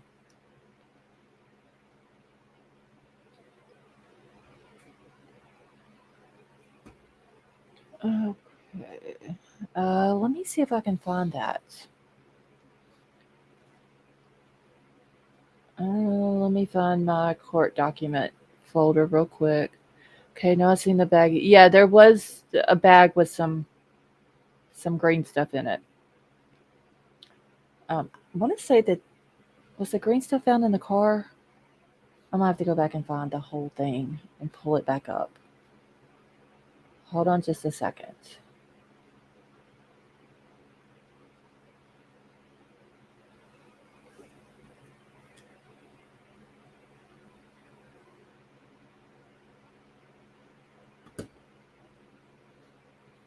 Give me just a second, y'all.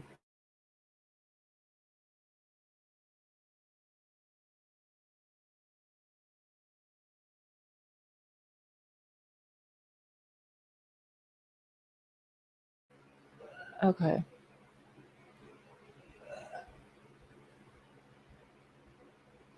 See this. Okay, wait. The warrant was served at approximately the time of the murders. If he took the baggies from 1122, he could have taken them to relieve the murder anytime he used them. Or relive the murder. But wait, I thought that hold on.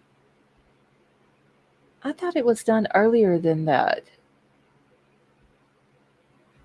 Why is my thing not pulling up? Okay. I have a bunch of different court documents I've got to go through. Let's see. House search warrant.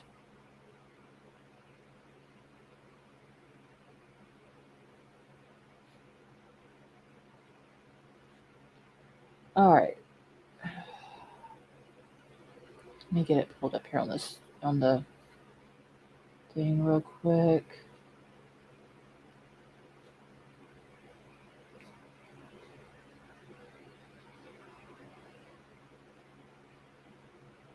Okay, don't pay attention to the blue line. That's where I had marked it out earlier. Let's see. It's in here somewhere where they were talking about the Ziploc bags. I just gotta find it. Hold on. because I haven't looked at any of these since we looked over them. It's like whenever they first came out. Okay, there was a green leafy substance in a green container. I thought there was some in a Ziploc bag. Okay, he could have thought the baggies would be missed, but in his mind, it's a key component. Yeah, his mind is completely screwed up. But I mean, it would have made sense. He could have taken them from the house and been like, this is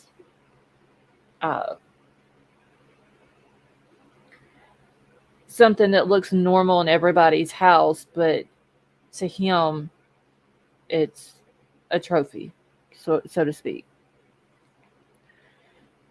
Okay, here's your wish list. Write your true crime notes and things. Yes, Casey, it is. All right, so then there was some green leafy substance in a plastic bag.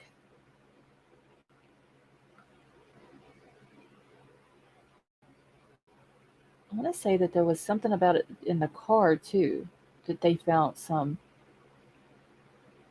green stuff.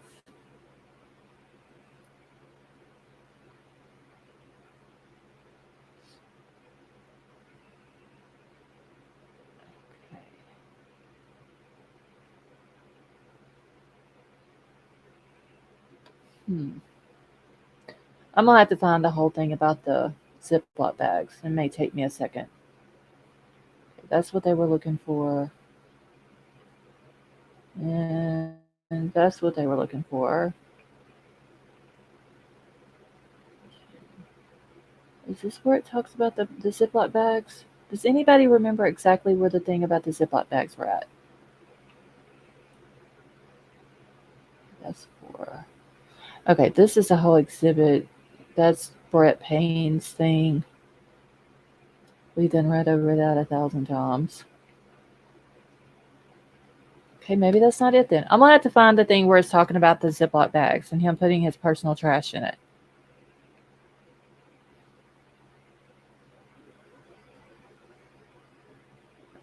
So you read my own handwriting. Okay, see, I've got so many notes all around my desk. It's crazy.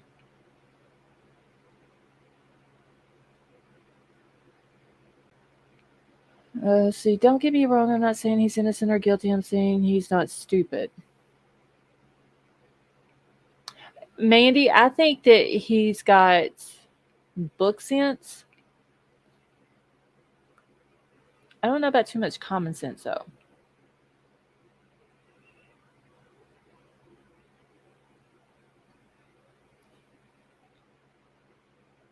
King Scarlet, this would have been... I thought it was in one of the search warrant returns. I know I've read it somewhere. I just don't remember where it was. Where it's talking about the... Let me see if this is it. Where it's talking about whenever they go in, the day he was in the kitchen. Okay, that's from Washington. It might have been in an article, but I could have swore it was in one of the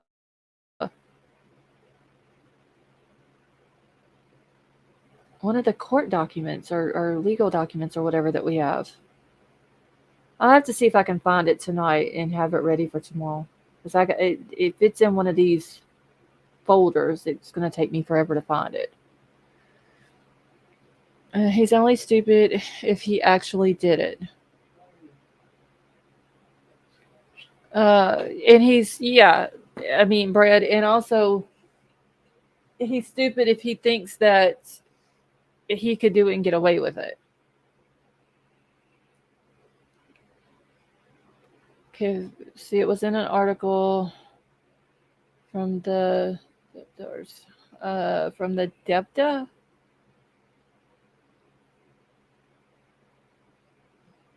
Hold on, let me see. What is this? Hold on one second, y'all. Let me read this real quick and see if this is it.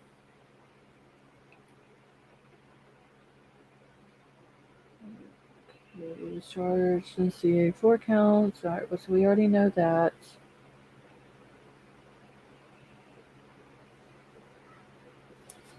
Okay, so, well, speaking to, and this is from People.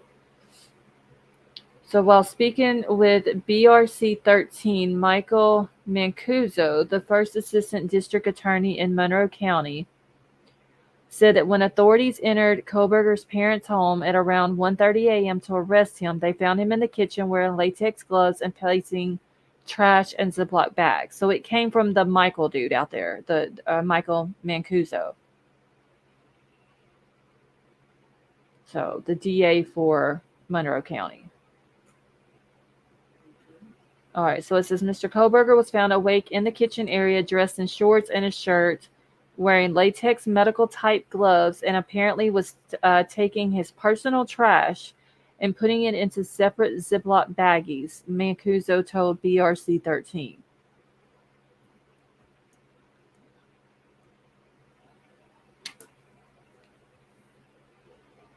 Okay, and then it's just talking about a trash pull that was done days before, recovered the DNA profiles, but not from him, only from his family members, Mancuso told the outlet. So I knew I'd read it somewhere.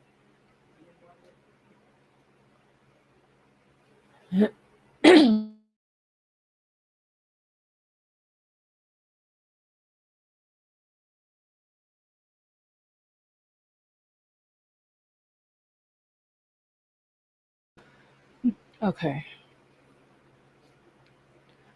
All right, let me go back up in chat because I wasn't looking.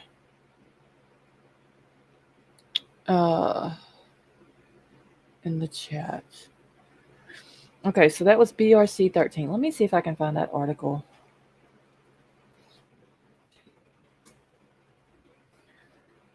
I sincerely hope that these investigators are not in over their head, because being a detective shouldn't come simply from time served. It should come from experience.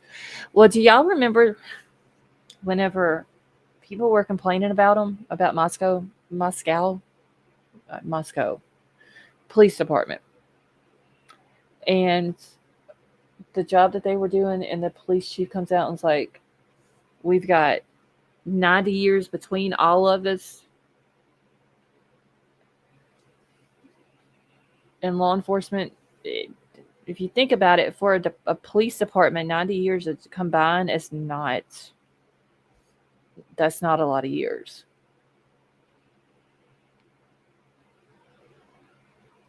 Okay, so I got BRC 13. Where the hell is the search thing at on here?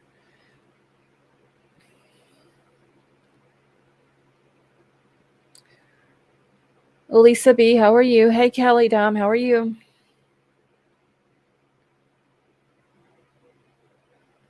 Okay, so while I'm trying to find the search thing on this BRC TV 13, if y'all have not hit the thumbs up, please go do so. And apparently they don't have a search thing. So I can find Bryan Kohberger stuff. Like this about a bunch of shit. What news station doesn't have a search? Oh my gosh. Police to BK. You can take those old records off the shelf, but your ass just got the ultimate record. Okay, well, BRC 13 does not have a place for me to search, so I can find Bryan Kohberger stuff. So hold on, let's try this.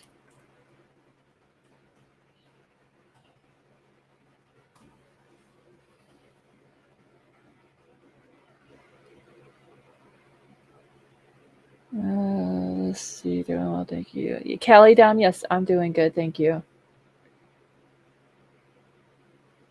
Maybe this is it. Let's see.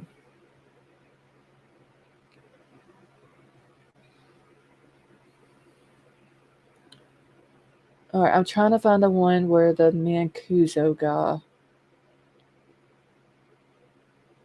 where he's talking about that, so I can pull up the actual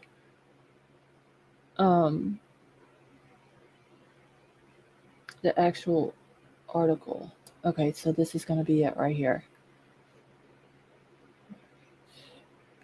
Okay, being involved in many ops, we're define them and punish them group, but in after ops, debriefings, we usually find out how the smart people found the suspects.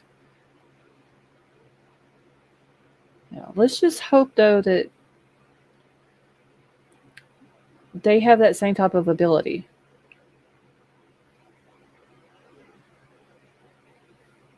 Must have got lost. How are you?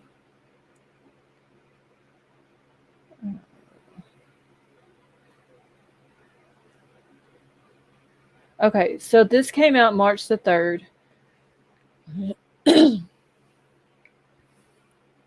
I'm just going to read through it real quick because this is the one that I was talking about a minute ago. So the Monroe County District Attorney's Office sheds light on the Idaho murder suspect arrest after a search warrant is released. We're learning more about the investigation of the Chestnut Hill Township man charged in the killings of the 4 University of Idaho students. An unsealed search warrant reveals more about what police were looking for at Bryan Kohberger's home and what they found on him when he was arrested in December. It's been 2 months since Bryan Kohberger was arrested at his parents' home, and now for the first time, Monroe County officials are sharing what he was doing when police found him.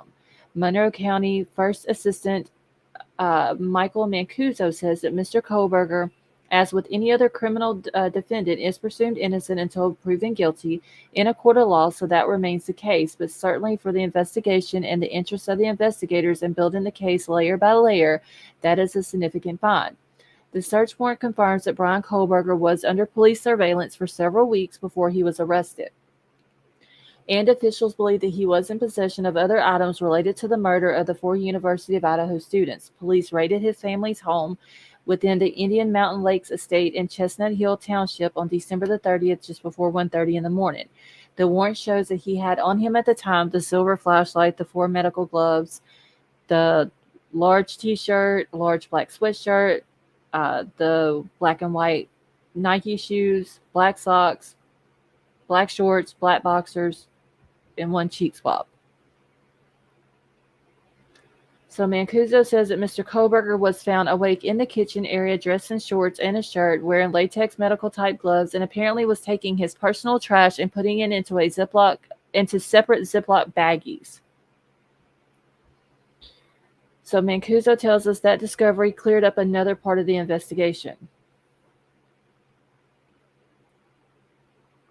Okay. And everything else is just about them doing the trash pull a couple of days before that. Okay, so and then it says down here, as far as other items too could play a big role in court, Mancuso says, I would be keen on the shoes, the size of the shoes, comparison to any show impressions that may have been recovered at the scene or that sort of thing.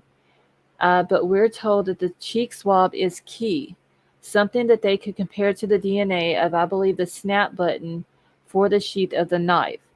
The Monroe County District Attorney's Office continues to investigate Kohberger and that they are in the process of sharing that information with the Idaho authorities.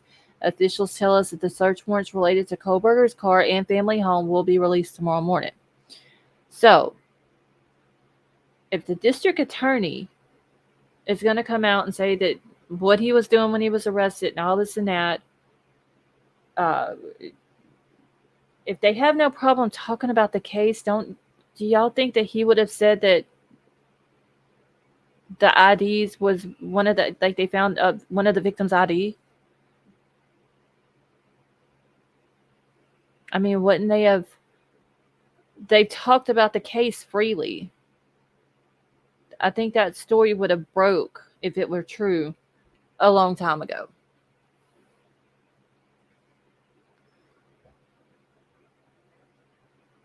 I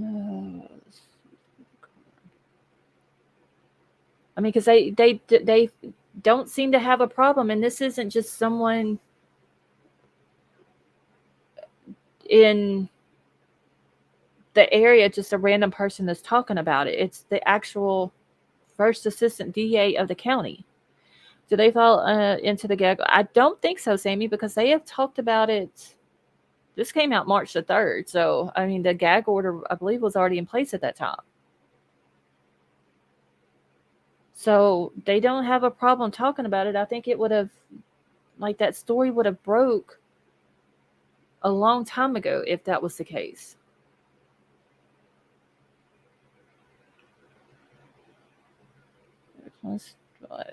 Okay. So I think he put the trash in the Ziplocs so he could put the Ziplocs in the neighbor's trash. Yeah, maybe he was doing that separately and just going to dump them in random trash cans around his neighborhood.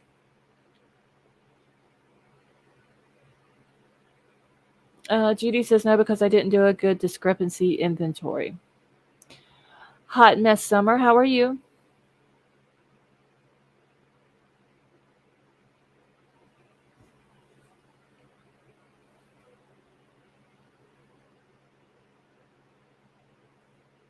Okay, give me 1 second.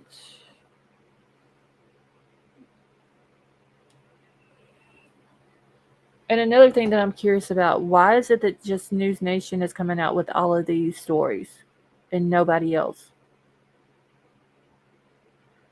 So what's your thoughts on this ID stuff? A hot mess. I know that there were IDs found in the Pennsylvania search. It's in the warrant return.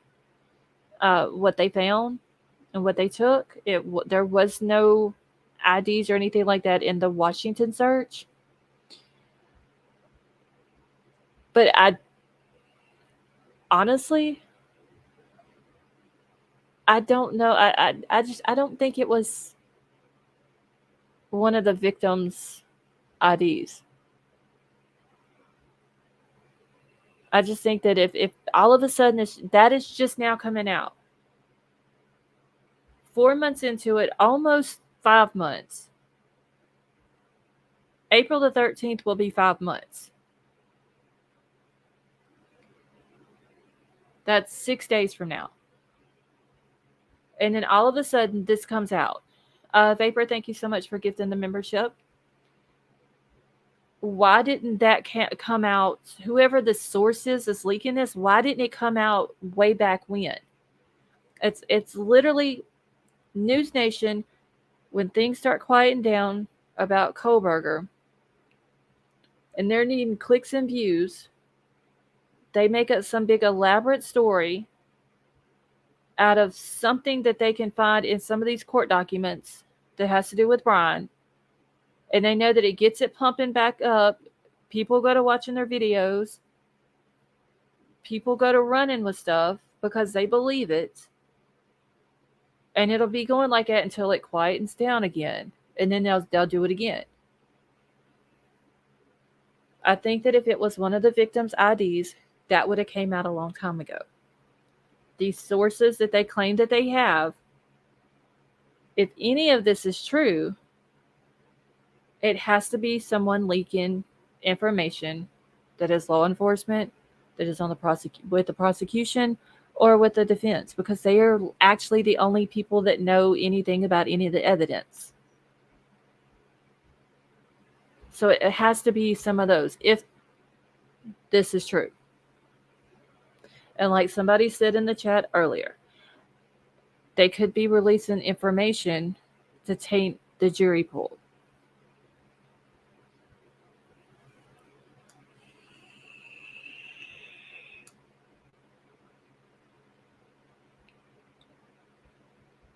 Let's see. If it is true, yes, it is huge, Bryan. That is true. I just don't believe it. It will be like this until that is true, Jamie. They know, and that's another thing, like I've said, they know that there's a gag order. They can come out and say that they saw Bryan Kohberger hanging upside down in the trees behind the girl's house every night for a week straight. And it not even be true. But law enforcement can't come out and say anything because of the gag order. Like, they can literally make up anything, whether it makes sense or whether it's stupid or true. They can just come out with anything they want because the police can't defend it.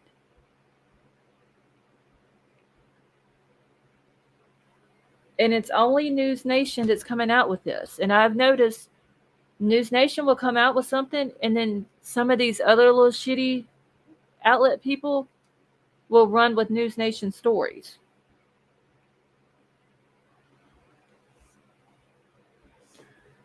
Let's see. Come June, people are going to be waiting to hear all the alleged info and evidence. Yeah, Water Lily, you think that it's true about it being one of the victims' IDs? Let's see. Who the heck is leaking crap if anything is true? King Scarlet, I'm thinking if what they're saying is true, it's going to be law enforcement, it's going to be somebody on the defense, or it's going to be somebody with the prosecution.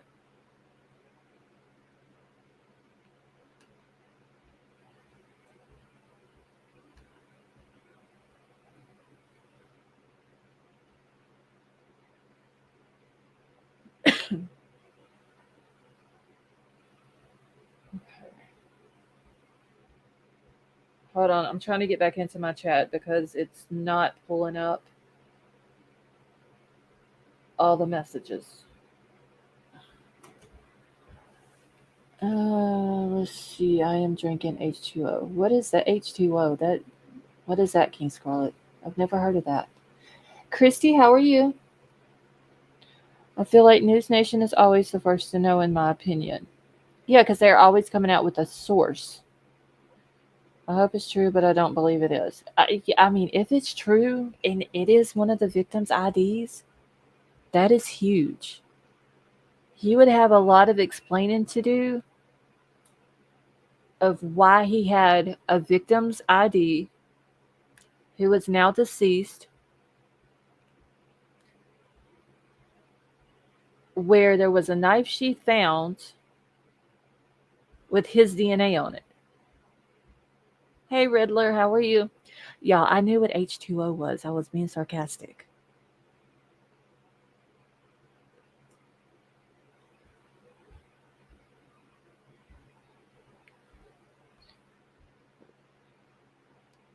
I mean, it would, if he had a victim's ID, it was just, that would make the case.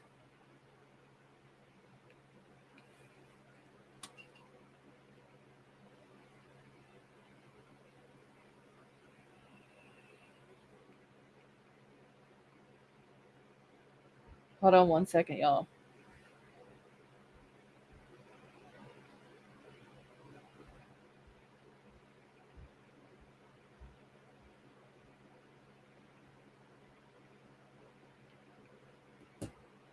Okay. Okay, if the ID is true, it's better than the sheet. Yeah. Honestly, because, I mean, like I said, he would have, like, how's he going to explain that?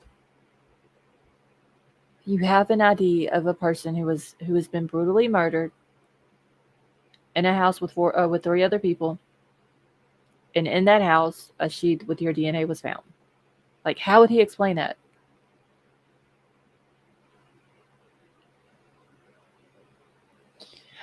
Okay, so Bryan, the whole 10 IDs thing, the way it's wrote on, because it's like sloppy handwriting on the return, some people did mistaken it to be the number 10 instead of ID. But it is ID cards in a glove in a box. Humblebee, how are you? Let's see, did you see my comment up in chat about my thoughts? No, Humblebee, hold on one second. Okay, Richard Mullins, how are you? Okay, give me just a second and let me find this other comment. Yeah, so there's a lot of people coming in that I haven't said hi to. Linda, how are you? I do apologize for that. Okay, so when I read ID cards, if not victims, my next thought is of his school IDs and things associated with school. And I have all of my school IDs when I was working on my EMT stuff. Humblebee, that's what I was thinking. It could have been college IDs, old driver's license that he's had renewed. I'm sure in high school they had to have IDs. It could be just anything like that.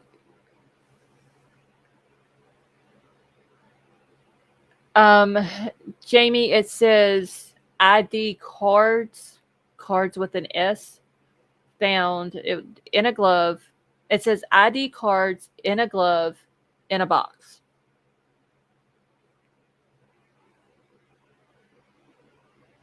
Yeah, insurance cards, anything. Like it could be any type of identification card. And I just honestly, I think that somebody within News Nation saw that and was like, oh, let's make up this to get the internet started up again. I just don't believe that. And I could be wrong. And if it comes out and they prove it in court that he had one of the victim's IDs, I will say I was wrong. But as of right now, I don't believe it, that he had one of the victim's IDs. Paula, how are you? See, who keeps the IDs from the job that they were just fired from in the school that they can no longer afford to go to because they lost their scholarship? I don't know. A lot of people do. I mean, I have my ID cards from whenever I was in junior high. You know, some people, like I said, they keep all of their old driver's license, old school IDs, all of that. I mean, it could have been any of that. Some people just don't throw stuff like that away.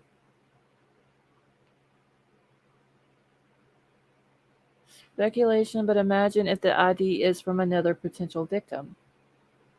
See, Casey, that would either another potential victim or another victim from just a whole different case. I still have my high school ID. Yeah, I mean, I still have mine. I think mine, the one I have is from 8th grade, I believe. Some people just don't throw stuff like that away. I keep all of my driver's license when I get them renewed. They just punch a hole in them and give them back to me. Okay, so wait. They could have been lying around the room. A lot of girls just take their ID and not a purse. In the food truck video, I don't see any purse with them. No, and if I'm not mistaken, I think Kaylee at the food truck video, or in the food truck video, I believe she used her phone. Like, what is that? Like, you can use your phone to pay with stuff. I think that's what she did.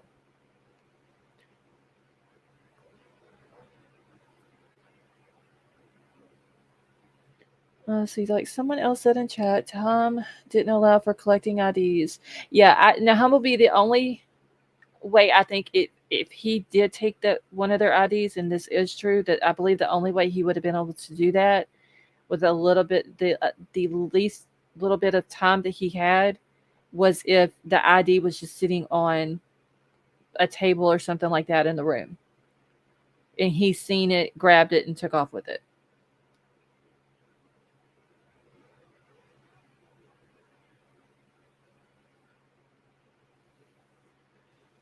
Okay, hold on, y'all, because I am missing stuff in chat. No, Christy, you have a wonderful night. Okay, or even someone else that he was stalking, or another old obsession. I mean, yeah, that is true too. She would still need her ID. Yeah, they would have had to have taken their IDs that night to the bar. Kaylee and Maddie. So it would make sense. Go to the bar. You don't have a purse. You just stick your ID in your pocket. You come home. Change your clothes. Take your ID out of your pocket. I mean, I do that. If I don't want to take a purse with me, I just throw my driver's license and my debit card in my back pocket. When I get home, I throw it on my desk.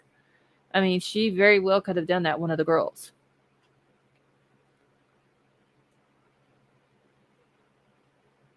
Let's see. Unless he liked to pocket people. Let's see. He was targeting and take their IDs to get their addresses and personal info. Possible. Still have my hospital ID from 78. That's what I'm saying, Roger. Like, I don't, if it's like old IDs that he had, I don't think that's unusual. A lot of people do that. Why? I don't know. Like I said, I keep all of my old driver's license. It's just something that people do. Now, the whole personal trash in the Ziplocs, that's a little weird.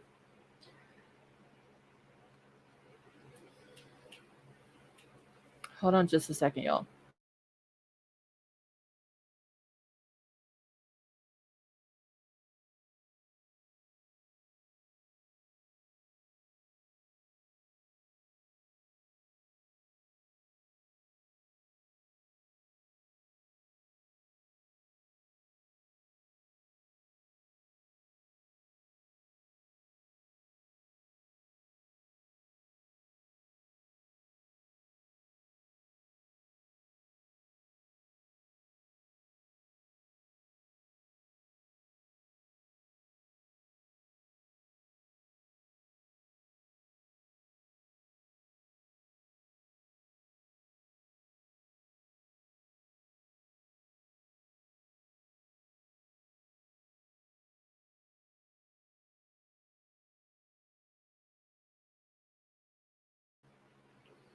All right.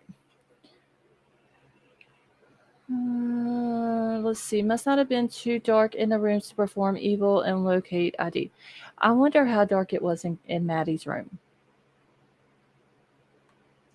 Like, because the bathroom was right outside of her bedroom door. So was the bedroom light or no, I'm sorry, not the bedroom light, the bathroom light on? Or maybe the hall on the third floor there. Maybe that light was on. I mean, there had to be a light on for him to see what he was doing. Let's see. Richard says News Nation are always getting fake details. I think Trollbusters knows what I mean. Yeah, they're always coming up with a lot of off the wall stuff. Jimmy, how are you?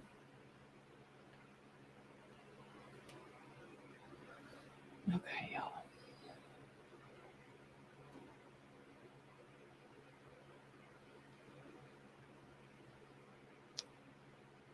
Let me get back into my email. What is this? Okay, so White Widow Baby, I just saw your email.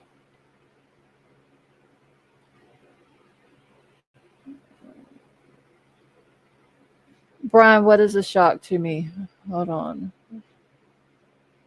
Okay, he is not well, so he likes to put things in rubber gloves. Bryan, are you talking about Kohberger? And Jimmy, you're very welcome.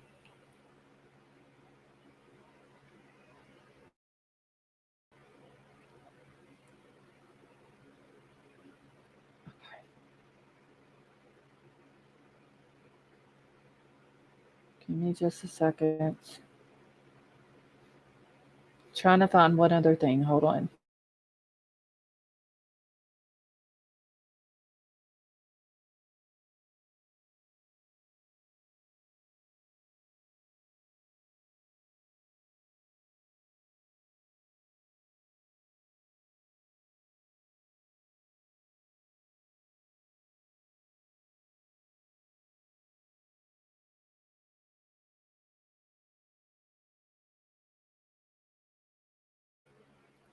Let's see.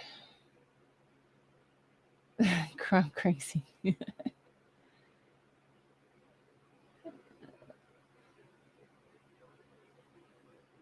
See, I'm looking forward to hopefully having all the answers soon. One day, the reveal is going to be insane. And the bad thing about it, Casey, is that we're not going to know anything until June, which is still a long ways away.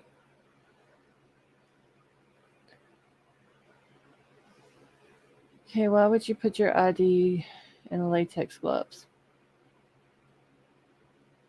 That's a good question, King Scarlet.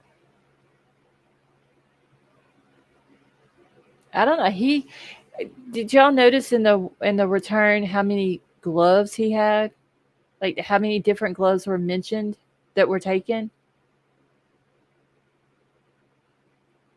And he had 4 gloves on him, 2 of which were on his hands.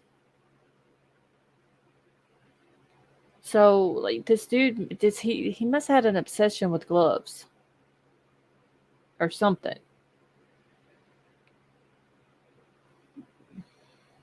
It was always gloves and a hat, gloves and mask. There was a lot of different gloves that was listed in there.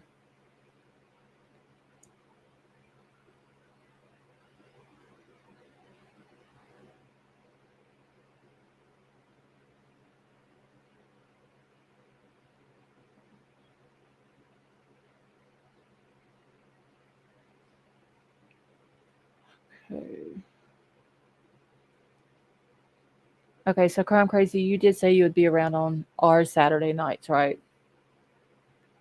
Because we still got to do the shoot the shit night. Let's see, I was so thrilled to see you. Okay. And Brian Hoffman, I forgot to ask you at the beginning of the chat when you came in. You sent me an email today, and I responded. I need you to email me back because I don't have a clue what you were talking about. D22, how are you? So, any news on homicides of fraternity president Caleb Young in March of 2023? The frat is a few hundred yards from 1122. Female student Emma Bailey was arrested in a homicide. Emma is a U of I student and reported to be a frequent visitor of the 1122 crime scene house. Okay, so D22, the only thing that I know about that case is that the Emma girl and another guy sold Caleb some drugs that was laced with fentanyl, and he OD'd. And Emma and the guy, I don't know if it's her boyfriend, friend, just her drug connect or whatever, they were both arrested.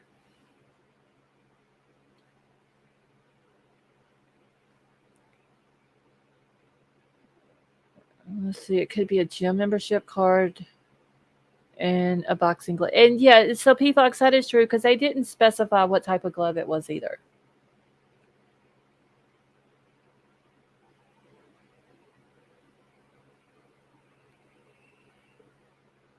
I like to shoot the shit night. No, get back on topic, please.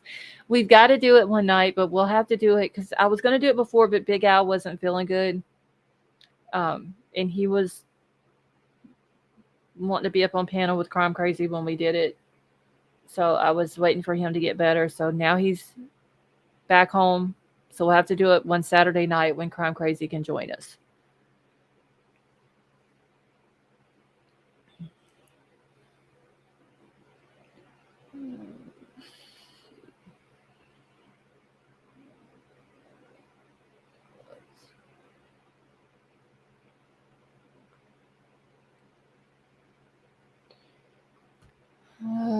And yeah, I mean, Bryan did some weird shit, y'all. Like, just the personal trash in the Ziplocs is weird. You know, all the different gloves. They could have been latex gloves or medical type gloves or whatever. It could have been winter gloves. Because, I mean, it was cold in Washington. It was cold in Pennsylvania. It could be any type of glove. They never specified what kind it was that the IDs were found in. We have to wait until June, which is crazy. Wait, and I've seen somebody say something about his attorney. Give me just 1 second.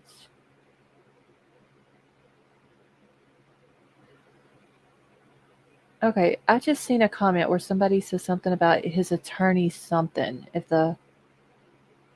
Okay, wait. So Riddler said if the ID story is true, his lawyer needs to work out a plea agreement. His lawyer needs to plead guilty in exchange for life in prison.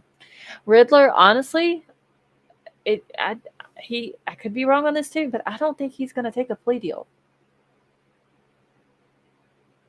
Because he would have to admit that he did wrong, that he killed these kids.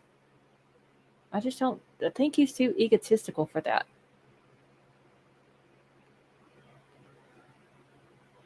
And Jen, how are you? So, no pots or pans that ever had meat cooked in them. That is another weird thing. Gloves to scrape ice.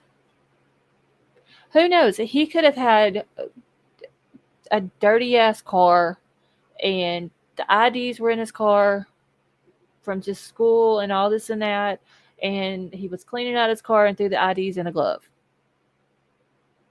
I mean, it could be any number of things why there was IDs in a glove. Yeah, I don't see him doing a plea deal. I really don't. I honestly don't see him taking any legal advice from his attorney. Like, if she was to say, okay, if you don't want the death penalty, you need to do a plea deal in order to get life in prison. I don't see him taking any legal advice from her. It's just what I did when I was going through my purse. Yeah, I mean, you gather shit up and just to get it ready to throw it in the trash. Maybe that's what he was doing. Who knows?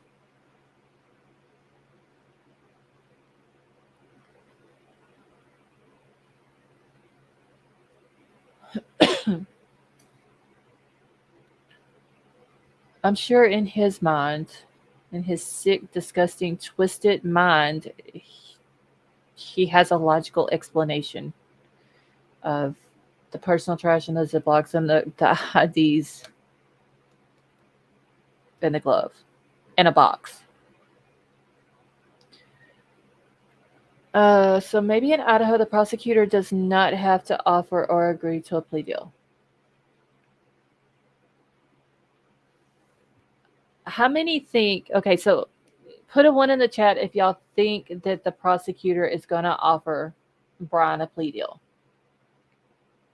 Put a 2 if you don't think that he is. I honestly don't think he is. I think that the prosecutor is not going to actually do what the family say, but I think that he's going to listen to what they want and take that into consideration. And we already know that one set of family wants the death penalty.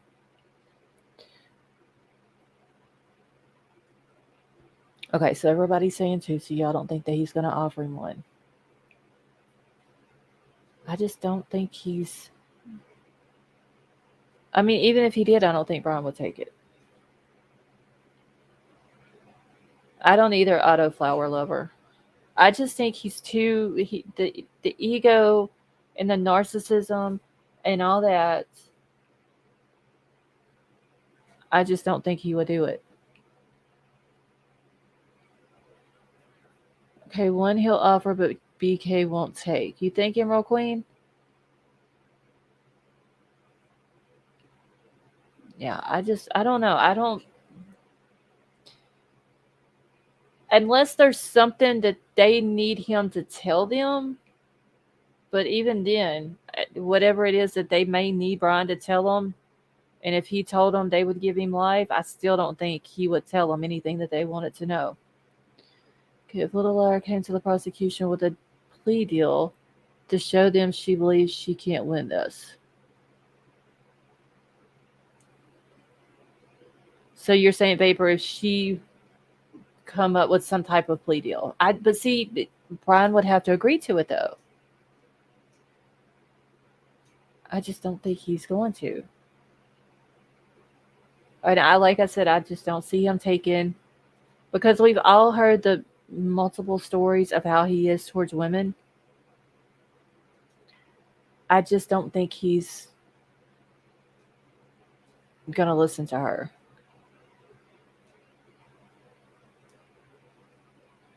See, you too, you don't think he could do life?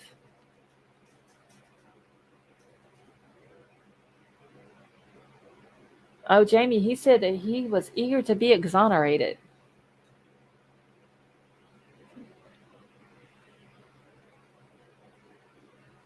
I mean, he thinks he can beat it. He thinks he's so smart. He's going to outsmart them all, and he's going to get away with it. And then if he was, in his mind, probably thinks that if he got away with it, the cameras are still going to be on him. Because let's face it, we all know that he's eating up all the attention that he's getting. All the stories are out about him. Social media is talking about him. There's Reddit subreddits about him.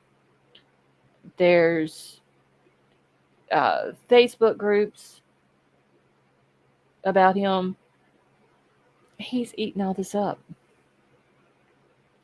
So she may run it by the prosecution before she took it to him to show what he could get. To maybe entice him to think about it.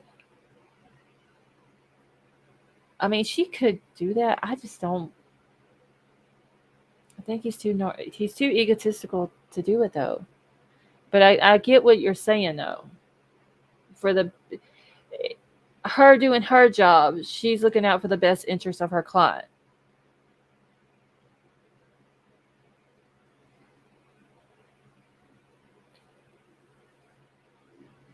News Nation said he found God. Maybe he might come clean. And Cujo News Nation also said that they had a story or had a video where they were talking to the pastor who went in and talked to Bryan, and come to find out they did have a pastor on there, but it wasn't the one who ever went in and talked to Bryan.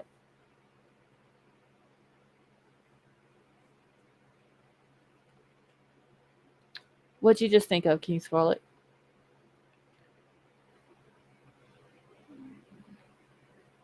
Tad, have a good night. I think at the very end, let's see, he will plead guilty and go away. We'll see, Bryan, when he goes June the 26th, he has to enter his plea that day. Either guilty or not guilty. He's not going to plead guilty. I believe Little are interested in extra money. She will get with the trial. Yeah. There's no telling how much she's already made. And this hasn't even went to the preliminary yet. See, you too. I know. I literally played it thinking that we were going to get to hear, but this pastor was, what he, not necessarily what he talked to Bryan about, but just his thoughts on it. And it wasn't even the guy.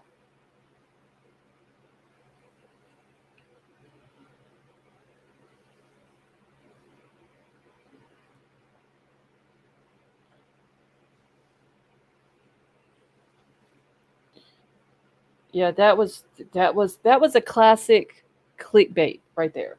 What News Nation did that night.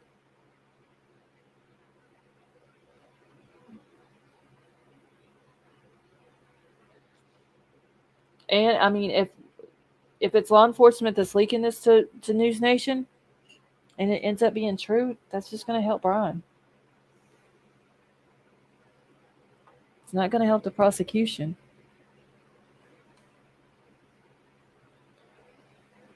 Okay, I remember back when the news used to be honest and didn't go clickbait. Yeah, coffee and conversation, now they go clickbait because it gets them clicks and views.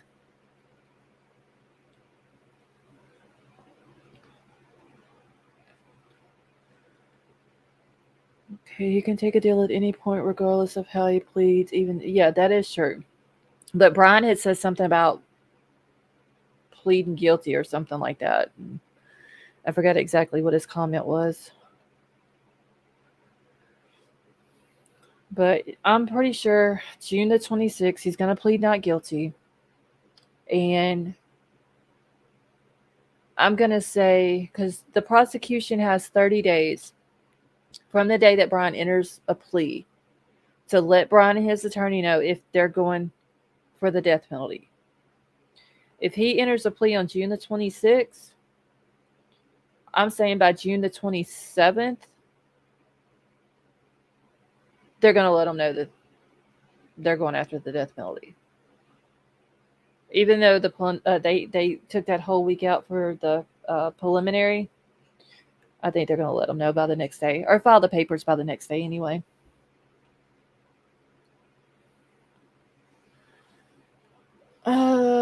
You just don't think the public will tolerate a deal.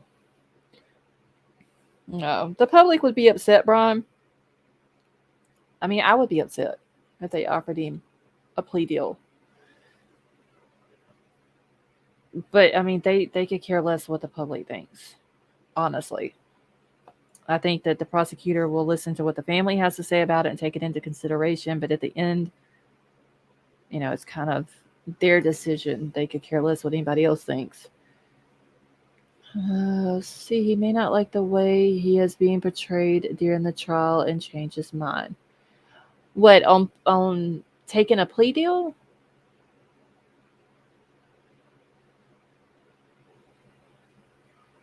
I think that him and Ann Taylor is going to end up having it out during the trial, because he's going to think that she's not doing things right, and they're going to end up getting into it because she don't seem like the type of woman that would let a client talk to her bad, and I think that Bryan would try to talk to her bad. Unless he has bodies somewhere that could bring closure to a family, very little chance. Yeah.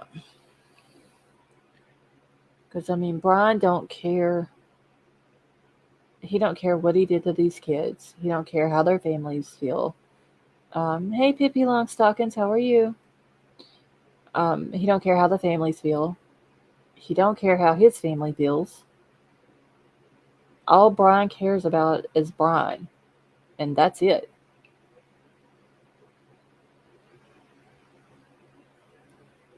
I don't think Bryan has the balls to talk to women like Cougar and disrespectfully. You don't think, Stevie? I don't think him and her is going to get along during court. It's just she seems like a strong-minded woman, and Bryan don't like women like that. He likes to talk down to women.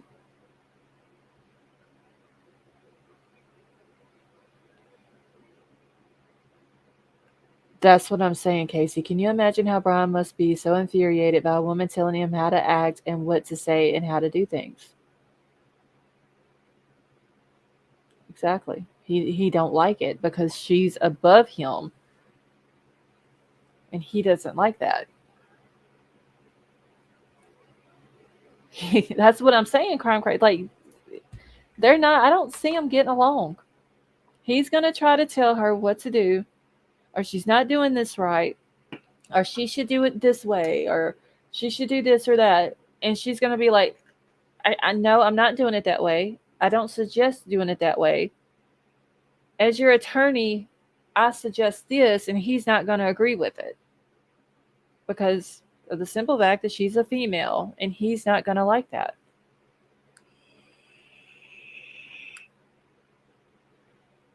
Do you think he will pull a Ted Bundy and represent himself? No, I don't think.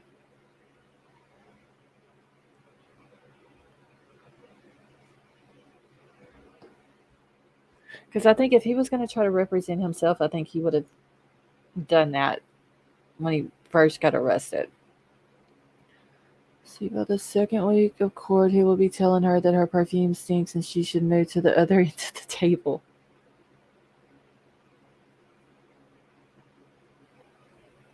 Yeah, we'll see how it goes the first week. Whenever they have the prelim, it's going to take, they're saying they suspect that week. I think it's June 26th to June 30th, I believe. We'll see how it works out between them then. And that's just a week. Imagine if a trial takes 6 or 8 weeks. Imagine him and her together in a courtroom like Alec Murdaugh's court, or like his trial was.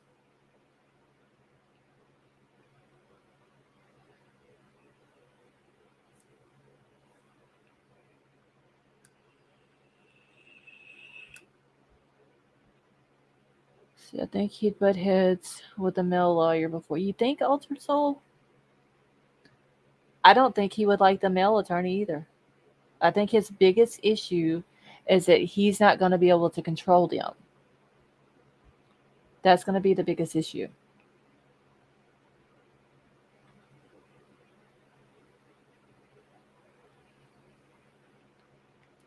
He's going to want to control everything. He's going to use the whole, this is my life on the line. I want it done this way. I want it done that way. And they're not going to do it because they have more experience at representing someone, especially in a death penalty case, than he does. And they're going to end up butting heads. See, I agree, and I think that he thinks that he is smarter than them. Exactly.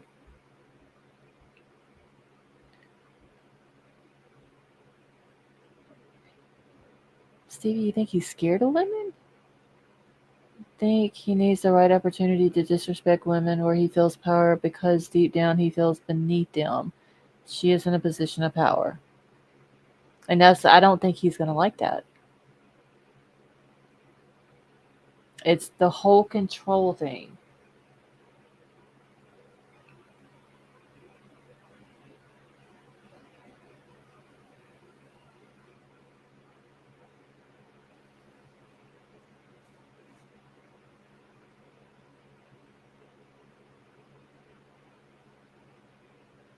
Hold on one second.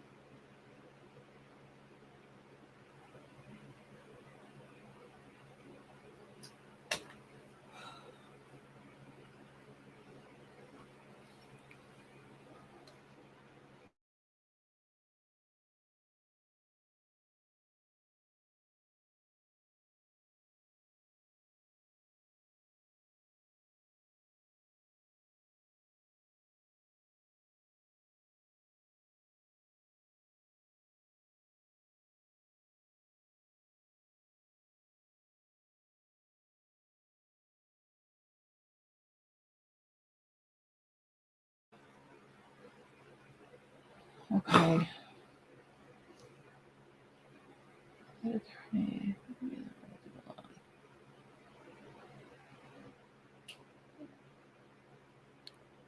P Fox, you think he's scared?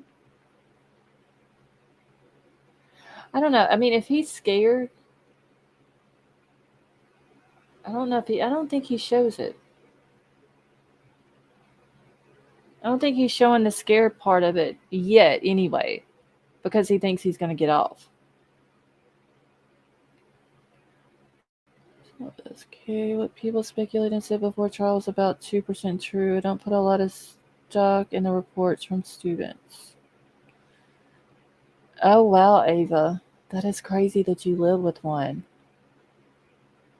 See you two. Have a good night.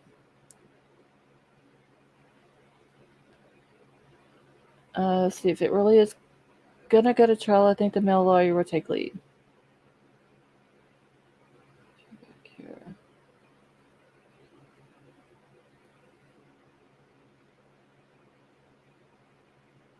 Ava, that is, I know it's personal. That is very interesting that you live with an SK. And for sure, anytime you want to share that story, if you do, just let me know. You're more than welcome to come on panel. We've only seen him twice. Okay, so we didn't see him when he was in Pennsylvania court. Did they have a video of him? No. Okay, no problem, Ava. I understand.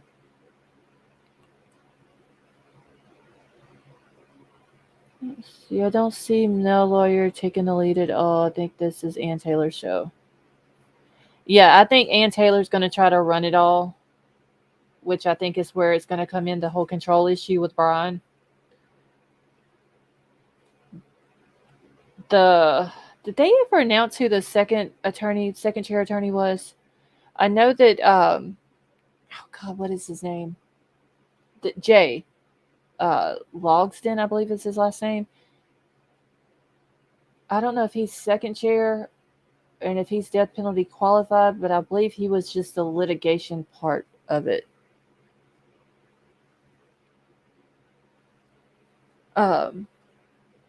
But I don't know if they ever said who the second chair was. Ava, that's Ann Taylor. She was assigned to him for a reason. She's very good at her job. Yeah, I'm curious to see what she's going to come up with.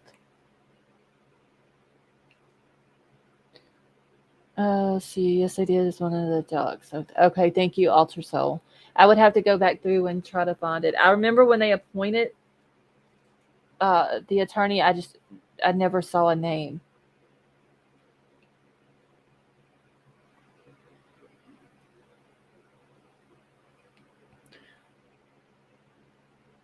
It's going to be very interesting, though, that trial is. Like I said, though, hopefully they don't do like they did with Lori Vallow's case or with her trial and keep everybody shut out, and we have to depend on Nate Eaton to give us our updates.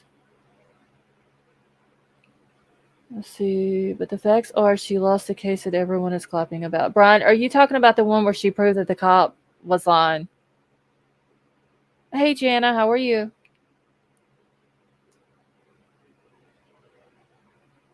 Because, Bryan, if that's the one you're talking about, she proved the cop was lying and there was like a mistrial or whatever, the guy ended up going to jail.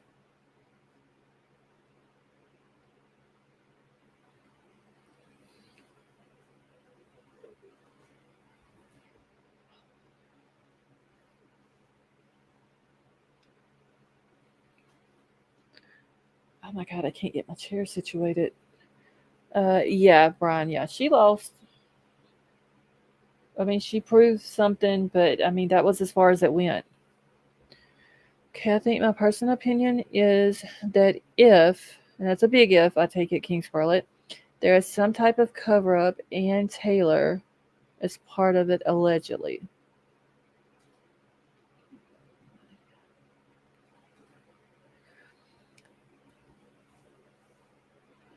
So, okay, so King Scarlet, let me ask you this.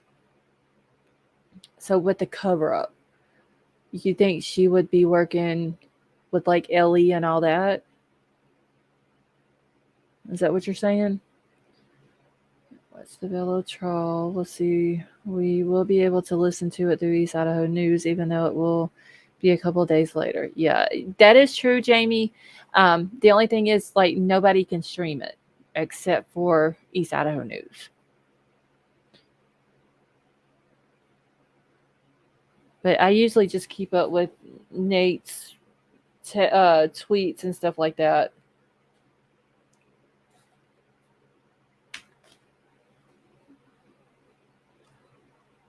Hold on one second, y'all.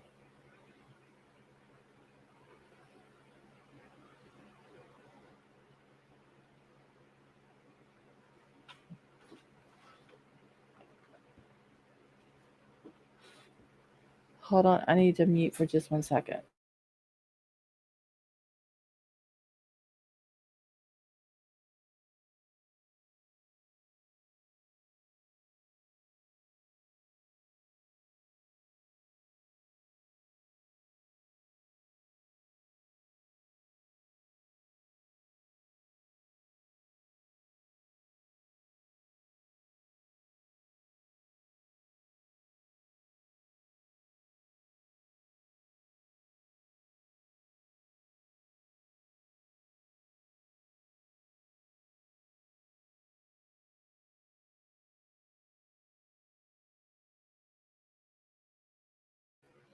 Okay. See, does Scarlett have the best speaking voice on? Oh, thank you, D22.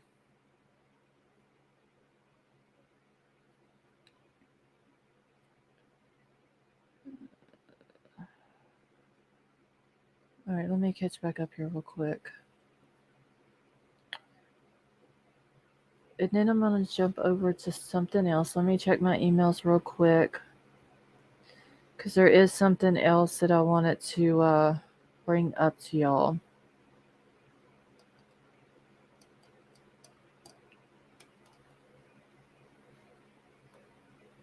I think that was everything.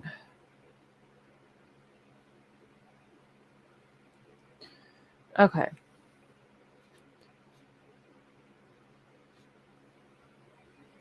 I wanted to show y'all real quick, and we can get back to Bryan if y'all want to. That's fine. But I wanted to bring this up real quick. Little Noel, um, the little 6-year-old from Texas, that his mom and his 6 siblings and stepdad hopped on a flight and left the country and all that.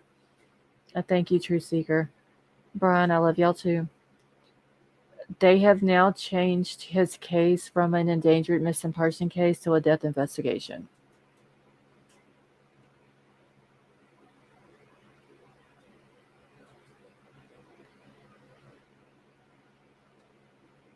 So there was an update that was put out. They thought at first that maybe she had sold him to some woman because she had told her mom, the Cindy woman did, that she sold the little boy to a woman in Fiesta Market. Police are saying that there's no evidence of that. So let me get this pulled up here real quick. Okay. And now there is also a picture of the stepdad.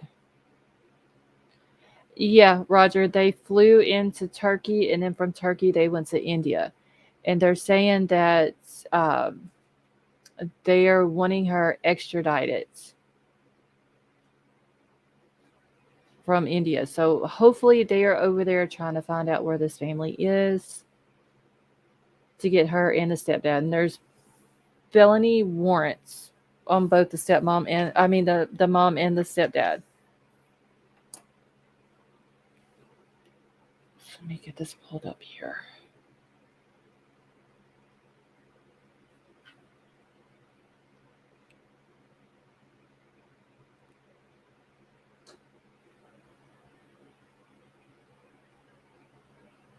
All right. And this was put out Thursday the 6th. Julie, how are you? Okay, so wait, the U-Haul had a Pennsylvania welcome on the side of it. Was that a signal? Julie, the U-Haul that they used to take the kid stuff out of the house?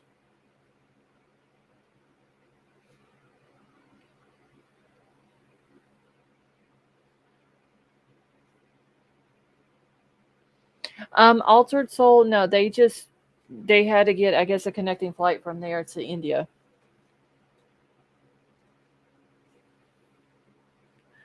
Okay. So this is from the Everman Police Department. It was a media release yesterday on the 6th. It says the Everman Police Department is transitioning the search for missing 6-year-old Noel Rodriguez Alvarez from an endangered missing person case to a death investigation. Based on the totality of the circumstances surrounding the young boy's disappearance, along with evidence collected in the case, Everman connected to the child's death. Everman police are now wanting Cindy to be extradited from India, where she fled shortly after the investigation began. Cindy was known by relatives to be abusive and neglectful to Noel. One relative witnessed Cindy strike Noel in the face with keys for drinking water. Witnesses additionally stated that food and water were often withheld from Noel because Cindy did not like changing Noel's dirty diapers. Investigators are continuing to look into electronic and other information that has been obtained through search warrants. Next steps include identifying potential locations for Noel's remains and conducting a recovery operation. Everman police are working closely with outside agencies to assist in the venture, and some organized searches had already begun, and more are expected in the coming days. Everman police asked the community to stand in solidarity for Noel Rodriguez Alvarez. The city of Everman will hold a candlelight visual for Noel on Monday, April the 10th, 2023 at 8:30 p.m. outside the Everman Civic Center located at 213 North Race Street in Everman. As the investigation continues, Everman police have established a timeline of events based on the investigation as follows. So on July the 21st of 2022, Noel was last seen by a professional for speech therapy. Several other doctor's appointments were missed near this timeline, which ultimately led to the warning letters from the Texas Department of State Health Services in order for Cindy to continue receiving government benefits for Noel. Investigators learned that Cindy had asked to use a friend's son to pose as Noel at a doctor's appointment so that she could keep her benefits, stating that Noel had COVID-19. Okay, let me grab the next page here.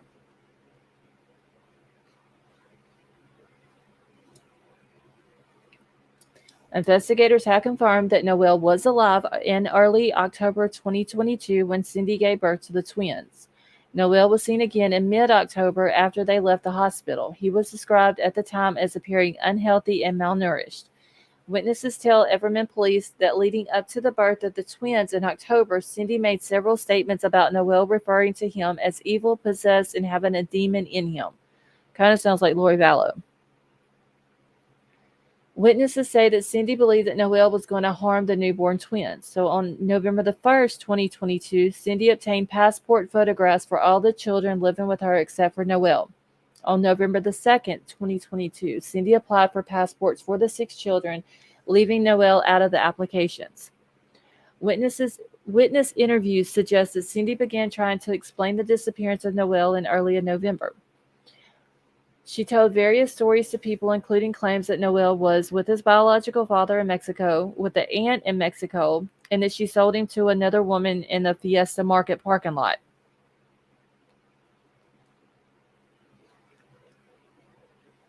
Through the execution of the search warrants, witness interviews, and assistance from authorities in Mexico, investigators have disproved each of these stories. There is no evidence or information to support a claim that Noel was sold or trafficked. All stories that Noel was given to relatives have been disproved. Although the course of the investigation into Noel's disappearance has changed, the Everman Police Department's commitment to Noel has not wavered. Everman Police and partnering agencies will continue to fight for Noel. So the Everman Police Department wants to extend its thanks to all the assisting agencies, to include Alliance for Children, Department of Family and Protective Services, CPI Division, the National Center for Missing and Exploited Children, Euless Police, Grapevine Police, Colleyville Police, White Settlement Police, Forest Hill Police. Like, these are all the people who were involved in this. North Richland Hills, Mansfield Police, Dallas Police, Tarrant County Sheriff's Office, Texas Department of Public Safety, Texas Rangers, all of our federal partners, and our law enforcement counterparts in Mexico. Additional thanks goes out to the Euless Police Captain Brandon Zachary and Grapevine Police Captain Mark Shimmick. These commanders have overseen the operations associated with the investigation, and Everman Police is grateful for their leadership, dedication, and commitment to locating Noel Rodriguez Alvarez. They, along with the Everman Police investigative staff, have spent thousands of hours searching for Noel, and we appreciate them for all their work. So if the police department up in Washington could put out a press release like this for those 4 kids missing, that would be awesome. But Everman has been pretty much on top of their press releases for Noel. It's just sad that now it has went from a missing person or an endangered missing person to a death investigation. And I mean, they haven't released what they found. They searched, I think, the old man's house, Mr. Parsons' house, where their shed was at. Whatever they found in that shed that they were living in, I don't know where else they searched. I know that they dug up a recently poured concrete porch because they thought that he may be underneath it. They didn't find anything there either. He wasn't with his dad in Mexico. There's no woman in the Fiesta Market parking lot. There's no telling what she did with this little boy. See, I reached out to him to get a better copy. I seen the one thing that you posted, White Little Baby, but you couldn't read nothing that it said. It was worse than what the one for Bryan out in Pennsylvania was. Like, you could read absolutely nothing.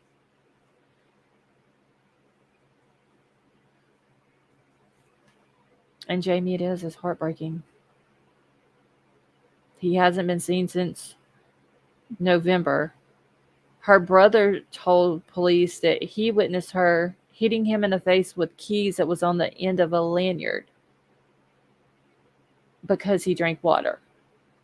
And she didn't want him drinking water because she didn't want to change his diaper.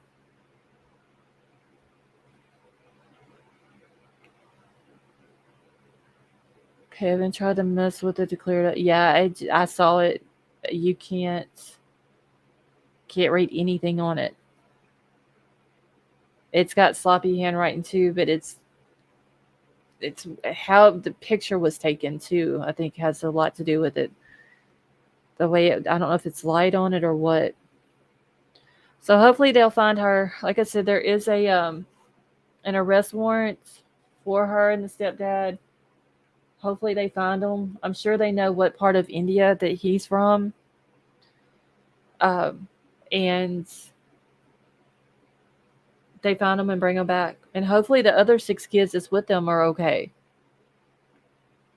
And they're not hurt or in danger or anything like that.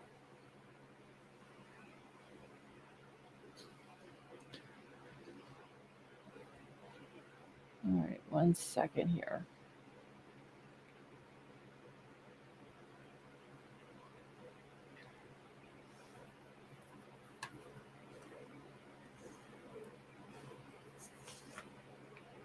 Okay. Hold on, I'm looking through something. 1 second, y'all.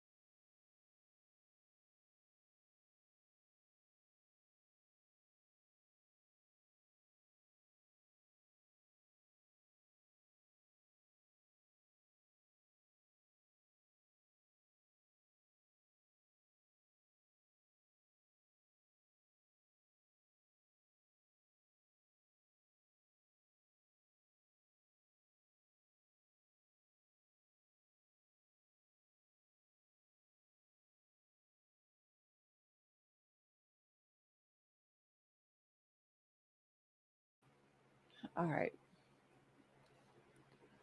Let's see. Welcome back, Mar. King Scarlet, I don't understand why mothers think that their kids are possessed. This baby had disabilities that he couldn't help. She's the one that's possessed for the bullshit that she did to him.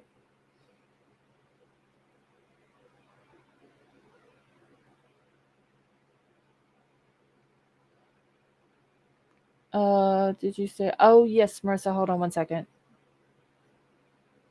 Let me grab the picture of the stepdad. Oh, why is it pulling it up like this? Hold on. Shit, I'll just have to do it like this because for some reason it's not wanting to pull it up separately. So I'm just going to have to do it like this. It's going to do it in a different tab. Let's see, Gigi, you doing okay?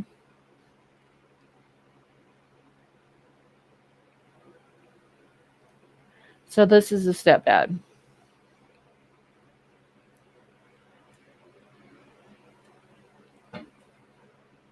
And his name is Arshdeep Singh. You're welcome, Marissa.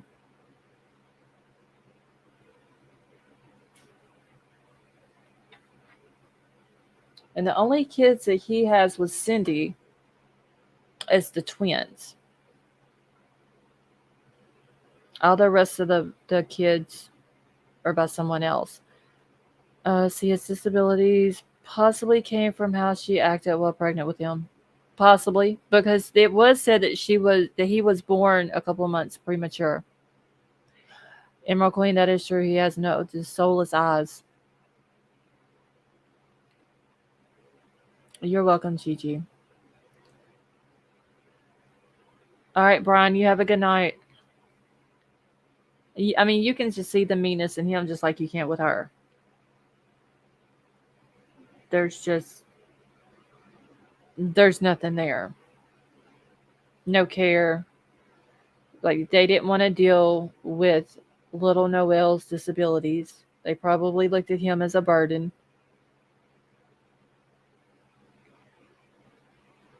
which is a shame.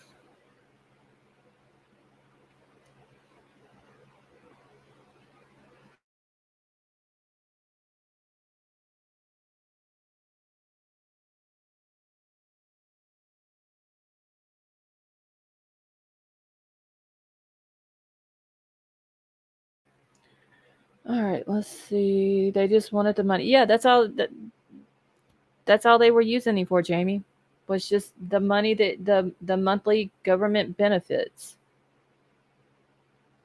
Right, somebody said something about bushy eyebrows. He does have bushy eyebrows.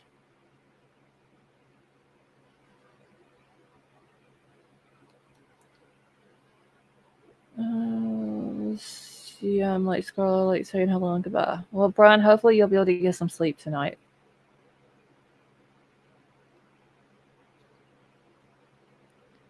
Which is a shame, though, that they used the baby for that. Like, I mean, that is her child. She should have taken care of him, keeping water and food from him because she doesn't want to change his diaper. But yet she has a set of twins. So that's 2 diapers that she has to change.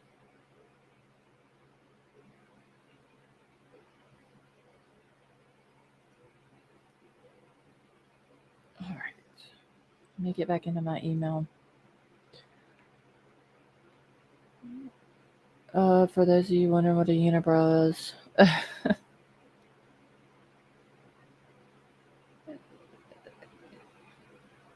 true, King Scarlet. 2 beds for 7 kids. There was no bathroom, no shower, no bathtub, nothing like that. It looked to be just like one big open room, no bedrooms or any type of separate rooms or whatever, and it was just nothing but trash all the way through it.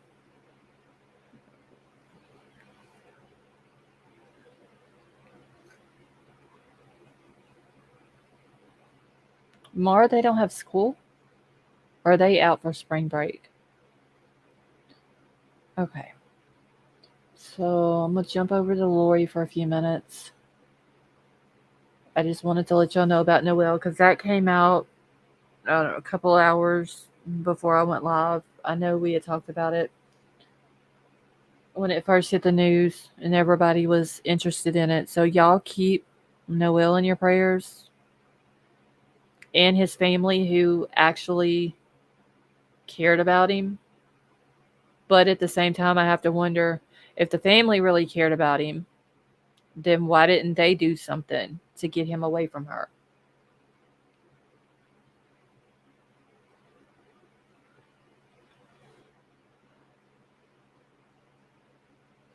Oh, Teresa, that is right. It's Good Friday. I forgot about that.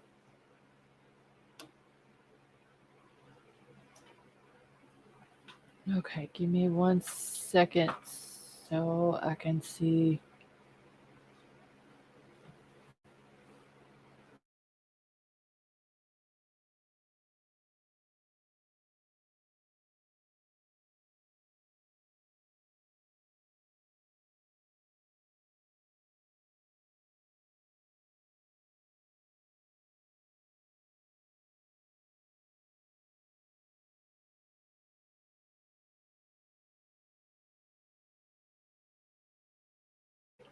Okay, give me a second, y'all. I'm trying to get this pulled up without it playing through my dang my headset.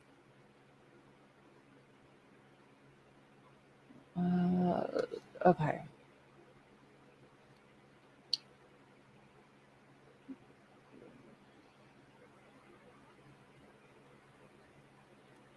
Oh my God, what is up with this?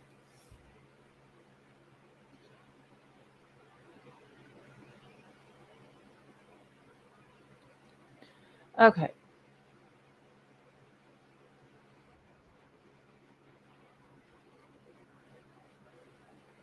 This is talking about. Hey, Tina Marie, how are you?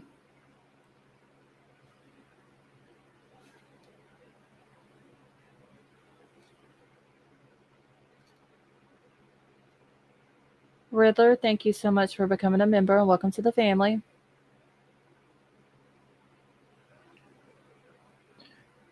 Santa Marta is the saint of safe passage. I wonder if she knew he was sick and wanted him to pass.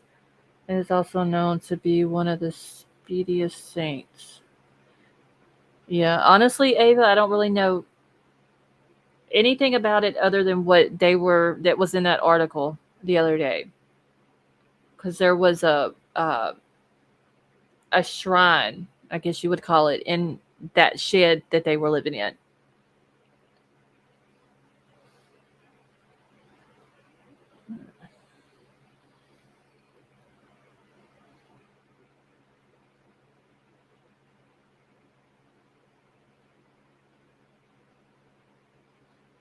Okay. Well, let me get this pulled up now. This is talking about Doomsday Mom, Lori Vallow's former friend, and what she's talking about with Lori and all them and how evil they are. Riddler, you're very welcome. We're happy to have you.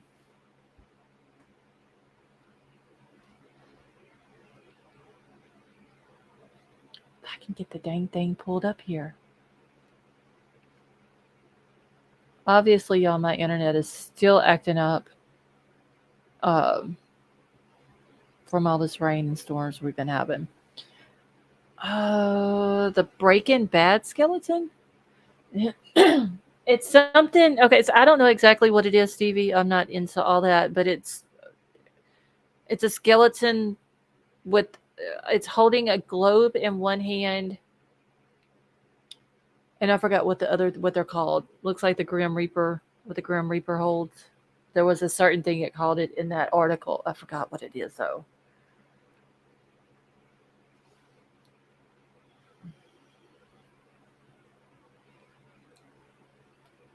Okay. Now maybe I can get it to play. There's two Mexican hitmen who prayed to some Mexican skeleton. I think it's supposed to be that, but I'm not certain. So I don't know if it's the cartels or who it is, but isn't there like some guy who has passed that the ones down in Mexico that they pray to? I remember watching some documentary or something, and they were showing like the different cemeteries and how quick people in gun violence and all that down there pass away. And there's always these pictures and like candles and stuff like that that has some guy on it. And I forgot what they said his name was, but that a lot of them pray to him. See, sorry, I know a bunch about cults and stuff. Okay, see, you're fine.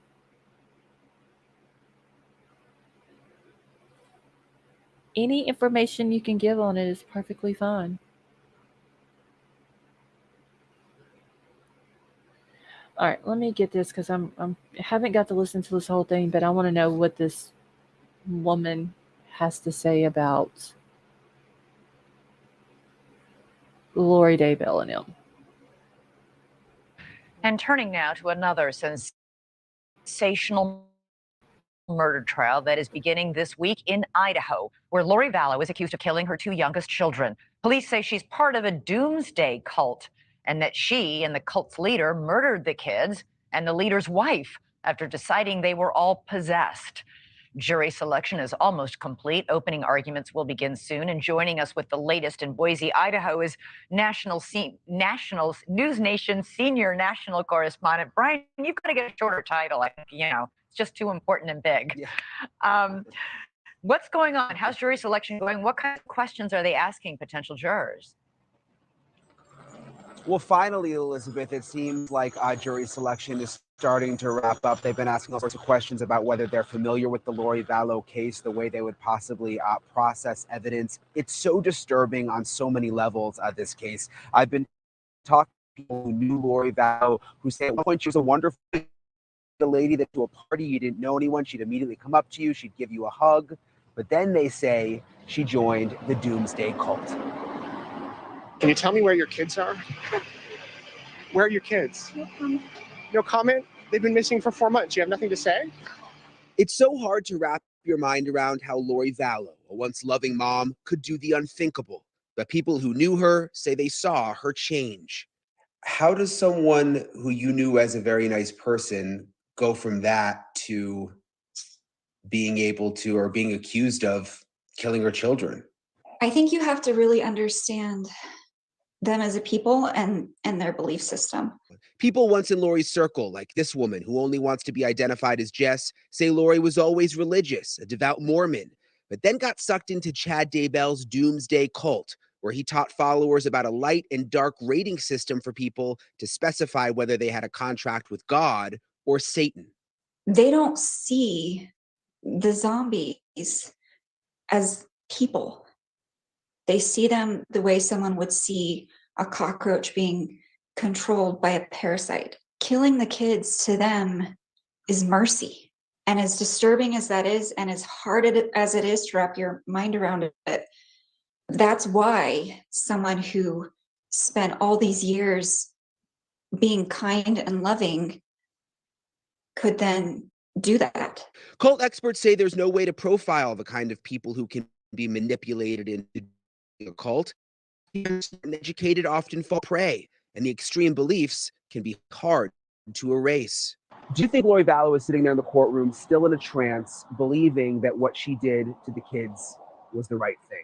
I don't know if I would call it a trance, but it's some sort of belief system, what I've heard. And I also don't know if I'd say that she thinks she did the right thing. Maybe she does.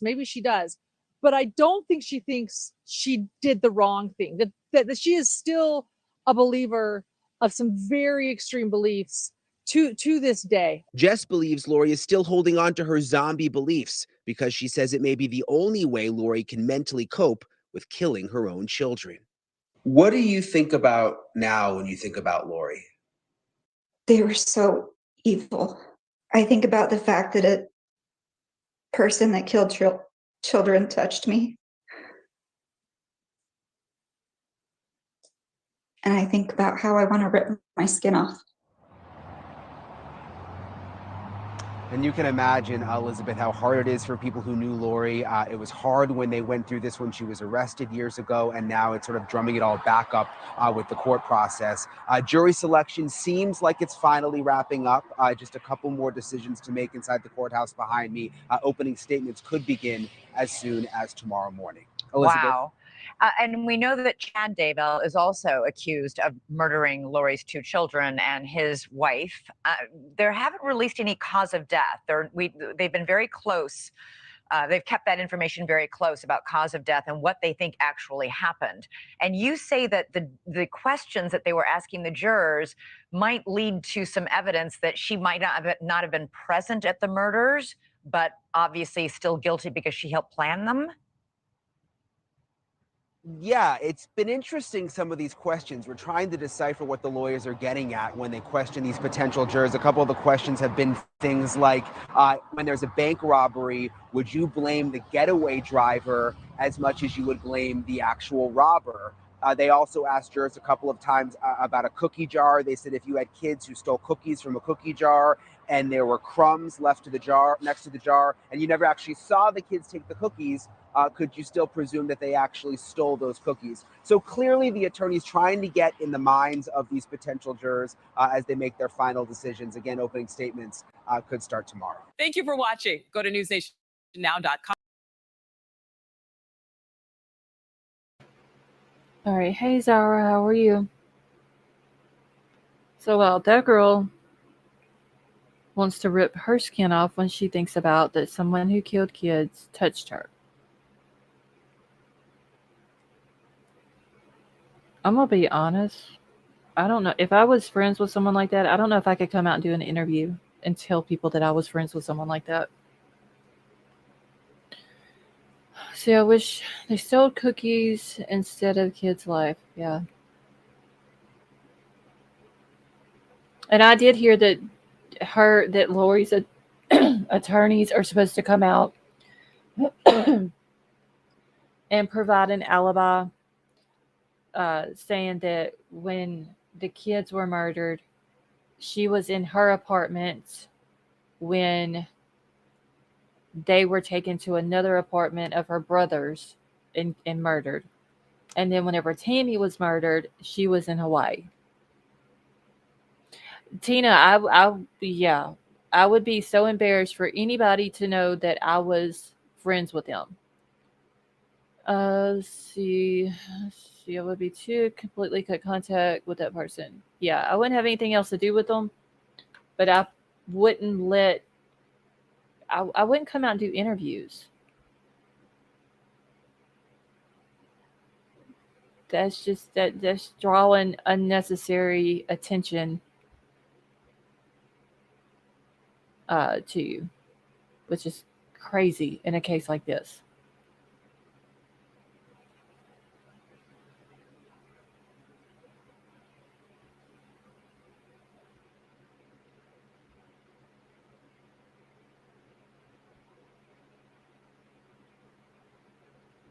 All right, hold on 1 second.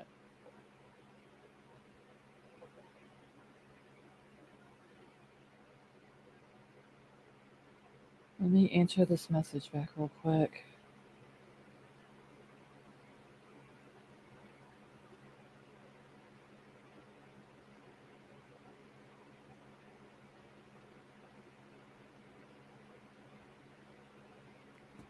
Okay.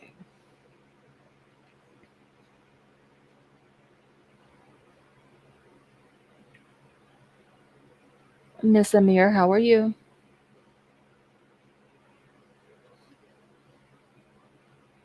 Okay.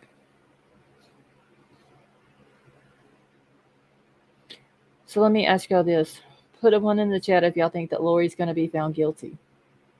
Two if you don't think she will be. Miss Amir, happy Easter to you as well.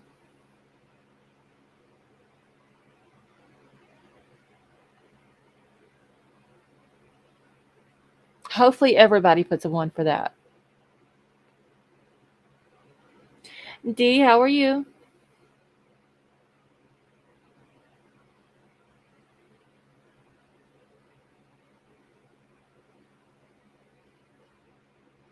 Ava, you don't know?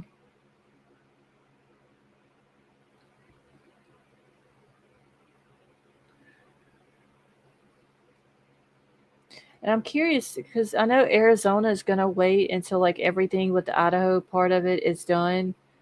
But I wonder if they're going to end up taking her down to Arizona to take care of the Charles Vallow murder. Two, she's a new Carla. Wait, Stevie, who is Carla? Or there's a chance the jury might think otherwise. Oh, Lord. I just hate they took the death penalty off.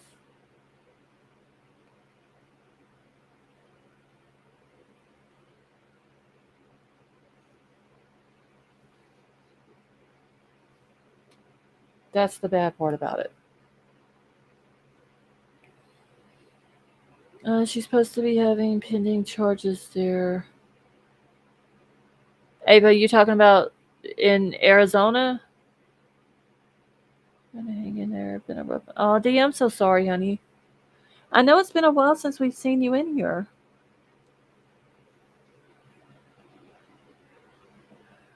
So you have no idea how these jurors are gonna go anymore nowadays. As an accomplice to her husband, Paul Brenner, taking active part Of at least 3 minors in Ontario, including her own sister. Oh, see, I've never heard of that one. Is that like a Stevie? Is that a current case or is that like something that was from the past?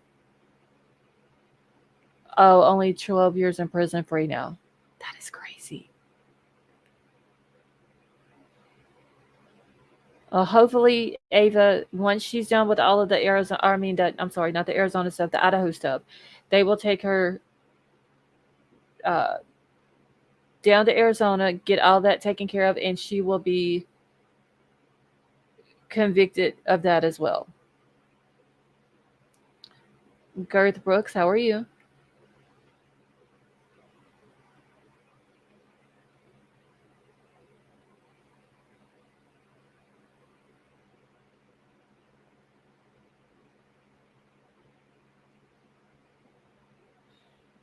Hold on one second, y'all. Let me answer this back.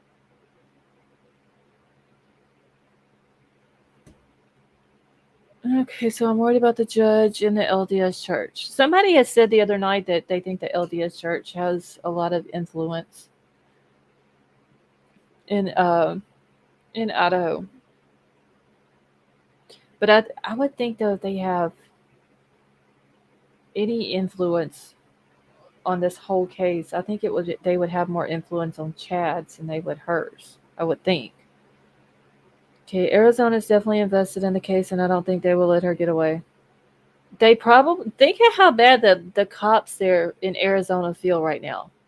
Or I hope they feel bad, honestly. Because Charles went there and he begged them people to help him get her into a place. Said that he was scared that she was going to hurt the kids. And look what happened. They didn't even listen to him, and look what happened. Wondering about the people they have chosen with the questions that they have asked.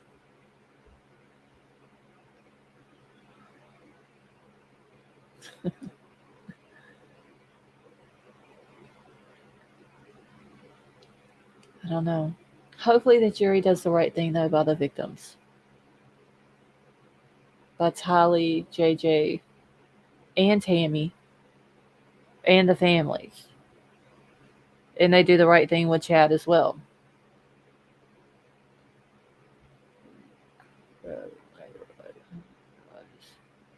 Wait, you have a crab in your garage? She could still get the death penalty. Yes. Is Arizona a death penalty state? Well, it's so corrupt nowadays. We need more women like. Thank you, Zara. The LDS church and people don't want to have anything to do with them. They don't support it. I know that they were. Did they use the word excommunicated? With regards to Chad and Lori? I want to say that was the word that they used because they didn't. What Lori and Chad were teaching, they didn't agree with.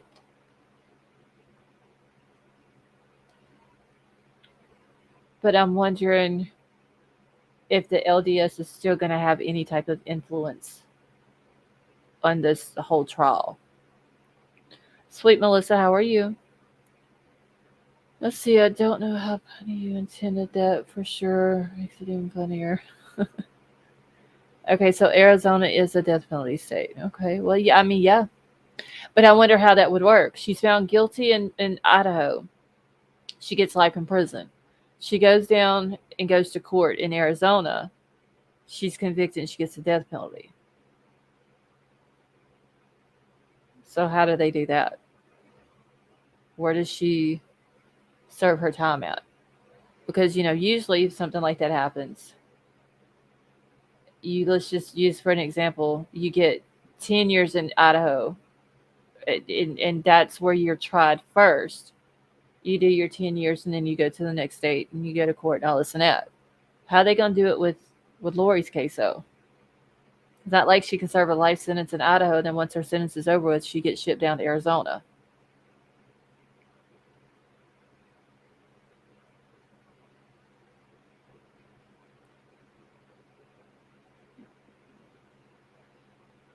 Depends on the charges too.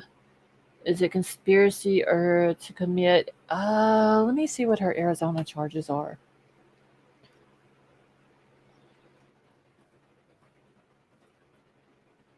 I'm not going to put.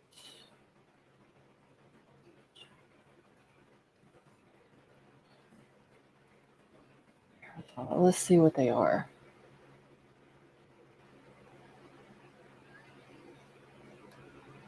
Okay, so Lori has been charged by a Maricopa County grand jury with conspiracy to commit first-degree murder in the connection to the shooting death of her fourth husband, Charles Vallow.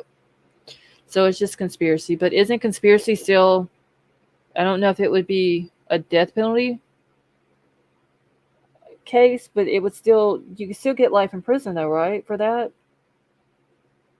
Or would that be considered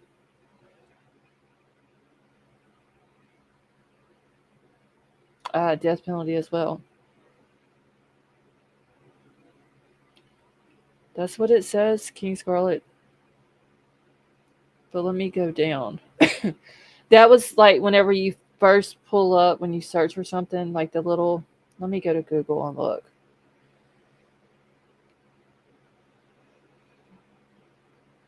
Yeah, that's the only thing that I see that it shows that she's, I think, life. But okay, thank you, Ava. Okay, so judge rules Lori Vallow Daybell charged with conspiracy. Okay, no, wait. That's not it. That's for Idaho. Let me go down.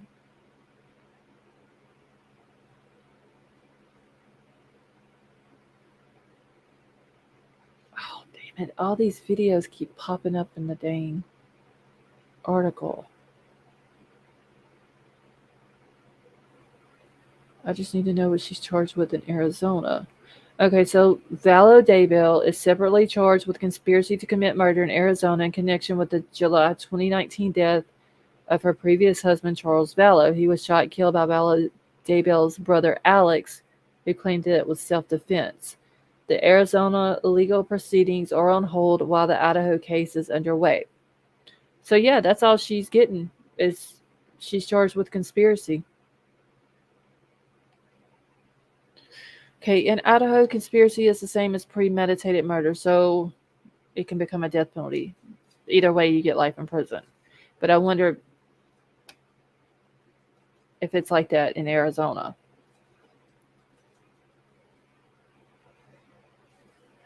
All right, so a person convicted of conspiracy to commit first-degree murder in Arizona may be sentenced to life in prison without the possibility of parole only after serving a minimum of 25 years of the sentence. Okay, so she would have to serve at least 25.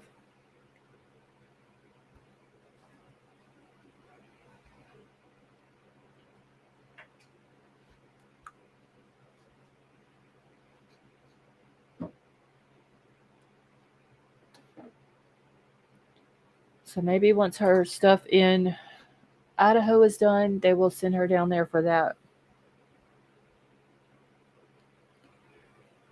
Let's see, Drake just dropped this on. That might give us a Kanye meltdown. That's like the little Aiden boy. That's what he got. Life in prison, but he has to serve at least 25 years, and then they will review it. Okay. That needs to be deleted. Hold on 1 second.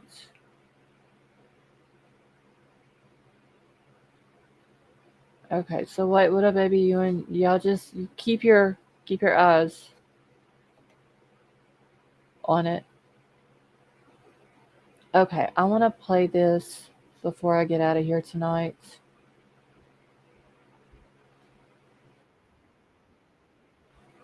My daughter has blamed it all on my roots tattooed on her.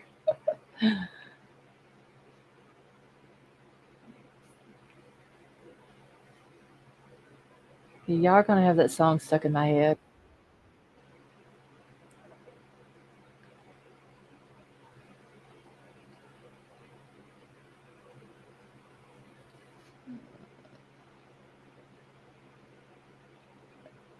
Yeah, Garth, I'm asking them to keep eyes on the chat for me. Because from time to time we have trolls that come through here.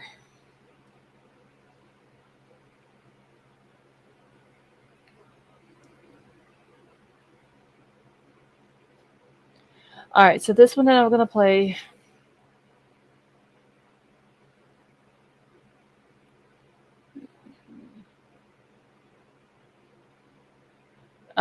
So Doomsday Cult Mom Trial. The grandparents recall the moment that they realized that Lori Vallow's kids were deceased. Garth, no, I'm not doing panel tonight.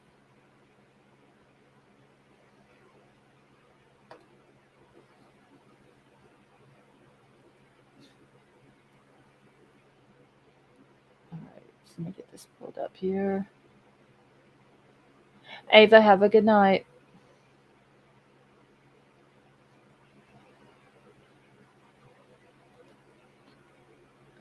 I feel so bad for these grandparents, y'all. Okay, so Brandon, October the 2nd is when Alex tried to. Damn it, I didn't want it to start playing right now.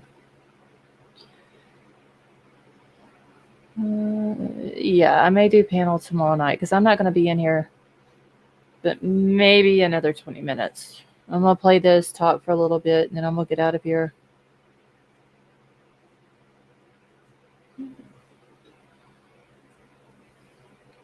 All right. To kill Brandon Boudreaux, right? I had never Brandon up to that point. I'd heard about him a bunch, but I had never met him. And so I had reached out. Anyway, Brandon called me right a day or so after his attempted murder, and we started talking, and we were able to put a few things together, and that's when he was the one that mentioned that was it him? Anyway, that he didn't know where they were, but that anyway, it was a few weeks after that because Brandon and I were talking often, and we had gotten together and hired retained Rich Robertson, and then it was after that whenever we found out Tammy was dead. Brandon actually Googled Chad one day and found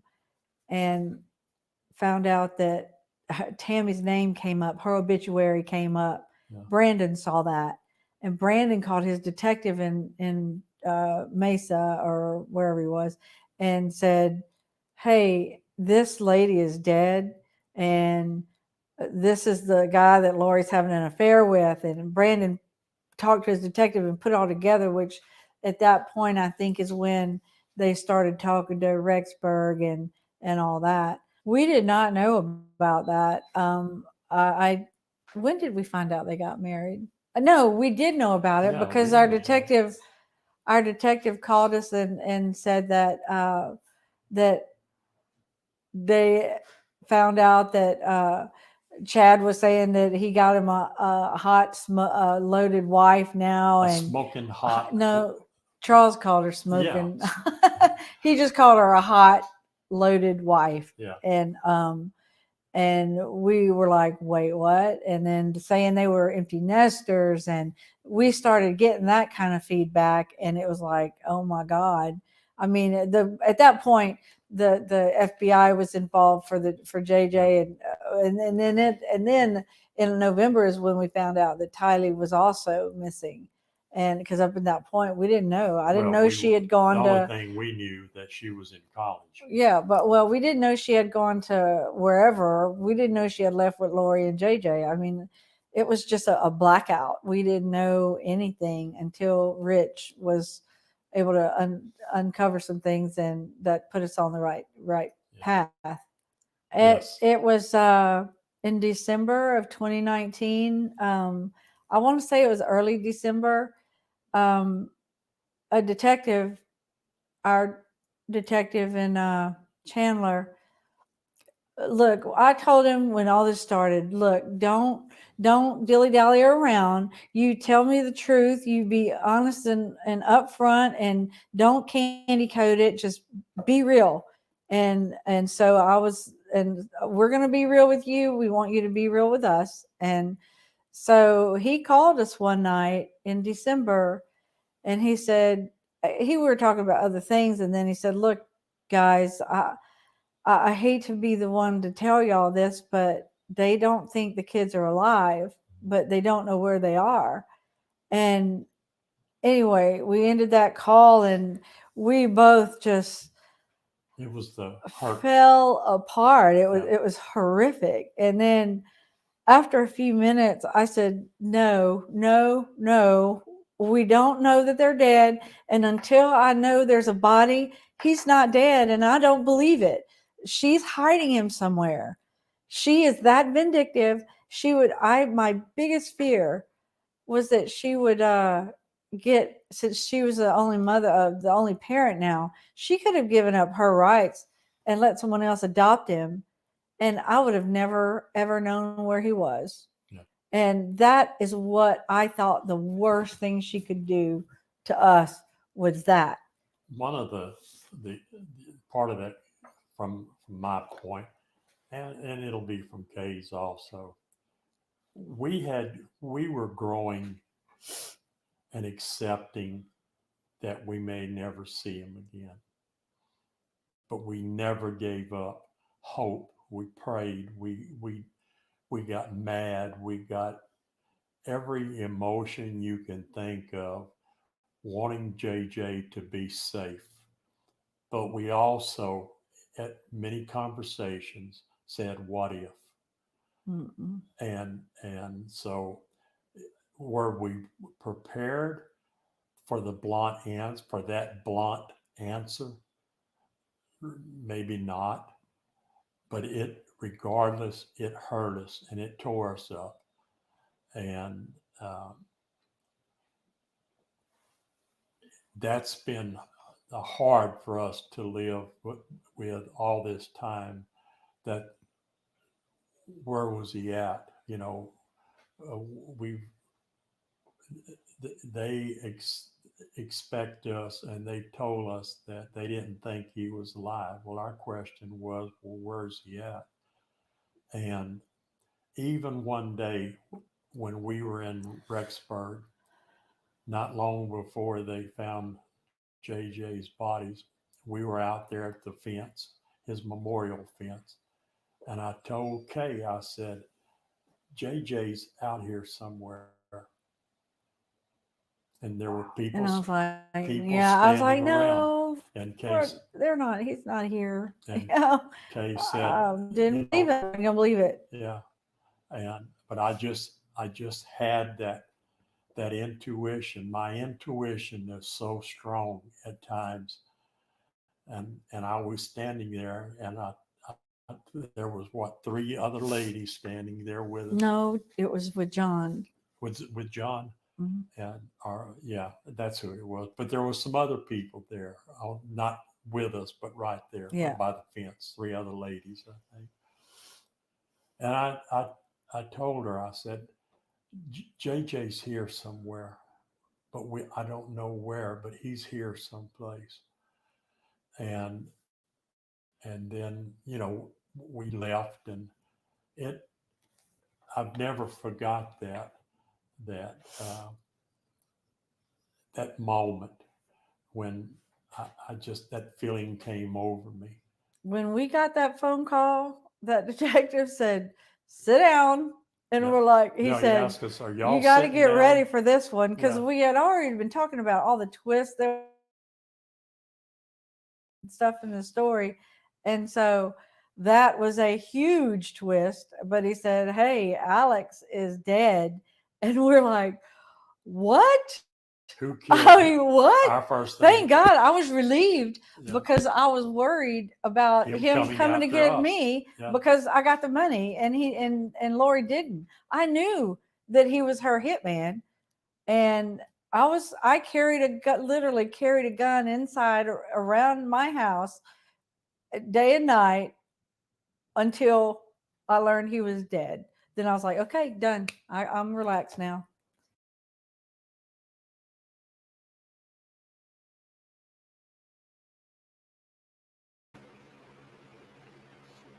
Okay, that was the first time I'd ever heard hers when talking about the whole Alex thing and worrying about him possibly coming after her.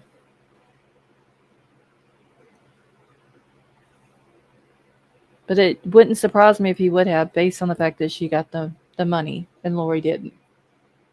And I think that that's, or in my opinion, I think that that is the reason why Lori did what she had done to JJ, was to get back at Kay. Because Kay got the money. Emerald Queen, yeah, they have. And they have been at every single one of the of anything to do with the court. They've been there. So I'm happy that they're going to be able to be in there. I haven't seen where they have officially said that Larry will be in there, because they were talking about Larry being a witness. But it was said that the prosecution could call him first, go ahead and let him testify, and then once he's done, then he can stay in the courtroom. He just can't be in there until he's done testifying. But maybe it'll change, or it already has changed, and he'll get to be in there for the whole thing. I just feel so bad for him. But at least JJ will have someone in there. And Colby, the brother, is going to get to be in there. And then Lori's sister, Summer, is going to get to be in there. So I listened to her other brother talk about his family and how he and his son were also scared. Oh, Jamie, I remember that. He was, I forgot what the brother's name was. But he had done a phone interview, and he was talking about how he was trying to help Charles and all that, and then they found out that Charles had been murdered. Kay told Hidden True Crime, see that he is able to be in there. She said the order was written weird, but he is able to be in there. Okay, well, that is good. So I know they got to be relieved. Adam, thank you, Joe. So there was Lori, Adam, Alex, Summer. Wasn't there another brother besides Adam and Alex? I know the whole family was, they didn't, like, the siblings didn't get along, and Lori and Alex seemed to have this weird type of relationship to be brother and sister. It almost like if Lori told Alex to do something, no matter what it was, he would do it. Okay, so the sister died.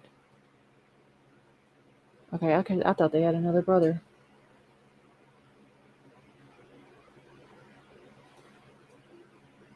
So, and let me see if I can find that comment, because someone made a good point a minute ago. Jamie did. I just got to find the comment. Okay, so Jamie said in chat a minute ago, if they used the cult angle and she was groomed, if she was groomed and such, I'm truly nervous that she may get off or not get a life sentence and just serve a few years. And honestly, I didn't even think about that. Adam's son lived in with her and Charles for a while, but he was able to get away before it got crazy. Yeah, that whole family. It's just, I don't know, there's something about them. I still think Lori had something to do with Alex dying, though. I think either she got scared that he was going to talk, or he was getting scared and nervous, and Lori saw that, and she got rid of him, or had Zulema to get rid of him. Okay, but then she would have to admit to go that direction. That is true too, D. If they try to use the grooming thing, or the grooming defense, she would have to admit what she did and blame it all on Chad.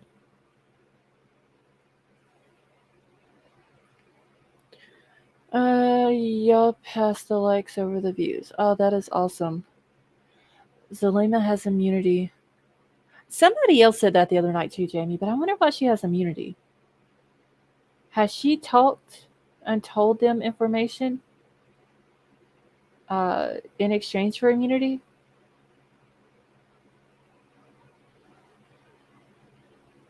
That's very interesting.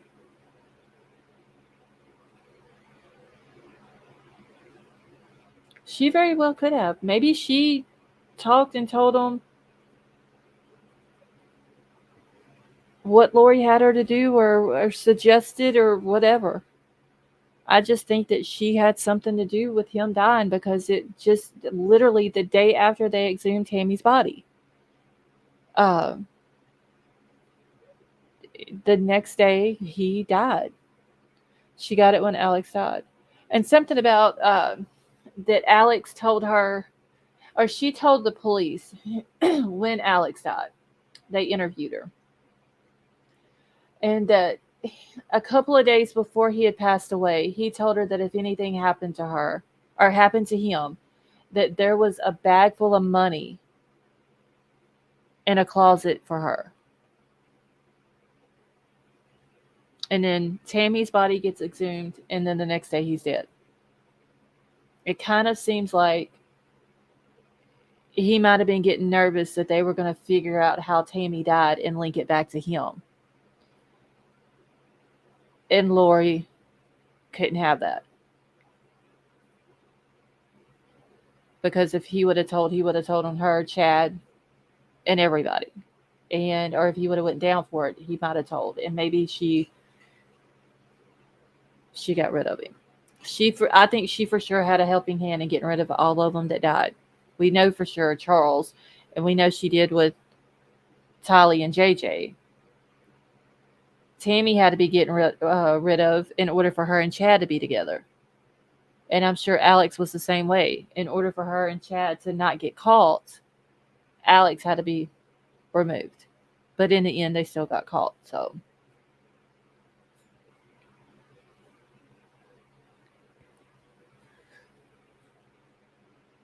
Alex was a sacrificial lamb, in my opinion.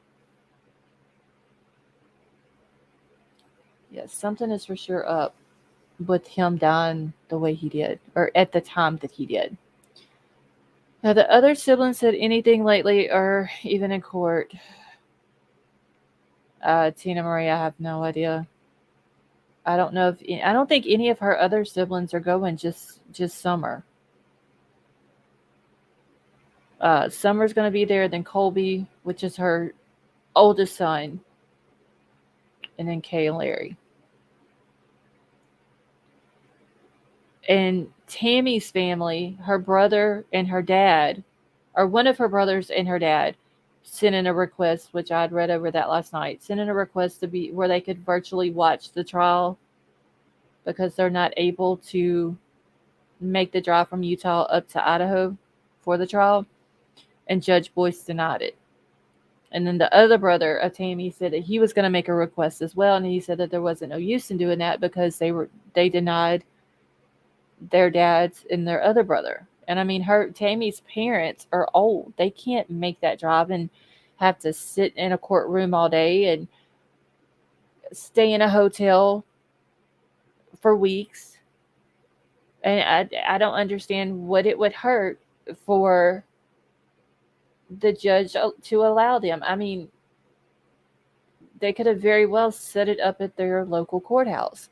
Give them guidelines that they had to follow. You can't stream it. You can't have other people in here with you. Only these certain people can be here, which would have been Tammy's family or her parents and her siblings. No cell phones are allowed in there. No recordings of whether it's audio or video. Like, they would have abided by all that.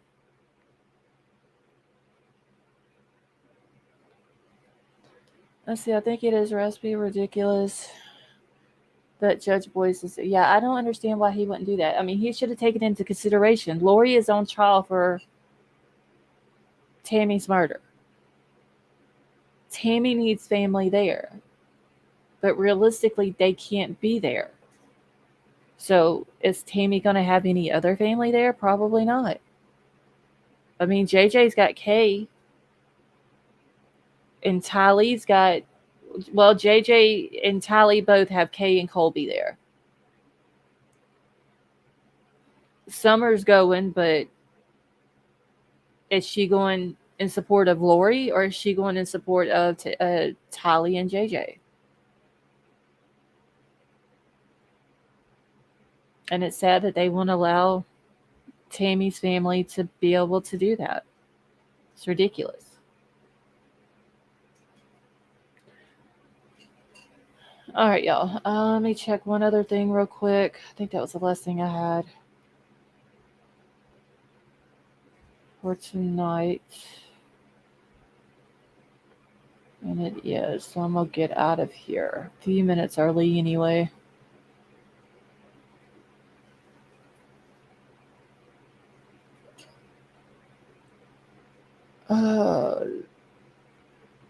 And court for Letitia starts back up at 9, right?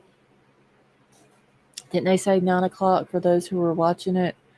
Okay, didn't Lori's mother support her when all this came out? Jamie, yes. Lori's mom and her sister both came out, and that was during the time that they were still looking for the kids. That Lori would have never hurt the kids, that the kids were alive, completely supported her and all that. And I don't think they've spoken since Lori was arrested or since the kids have been found. I don't think they've spoken out. All right, Dee, have a good night. Around that time, yada, yada, yada. I think there's supposed to be some more phone calls played tomorrow, if I'm not mistaken. I think there was something was said, I believe the other day, about some phone calls that had something to do with some other witnesses or something like that. Some of the phone calls were crazy. So I'll be back up in the morning streaming it if my internet acts right. And because it was acting bad yesterday also because of the storms. So I'm going to get out of here for tonight. Thank you all so much for joining me. If y'all want to come back and join us in the morning, I will start streaming at 10 o'clock Central. The Letitia Stout trial should be interesting again tomorrow. So I love you all. I hope you all have a wonderful night, and I will see y'all tomorrow.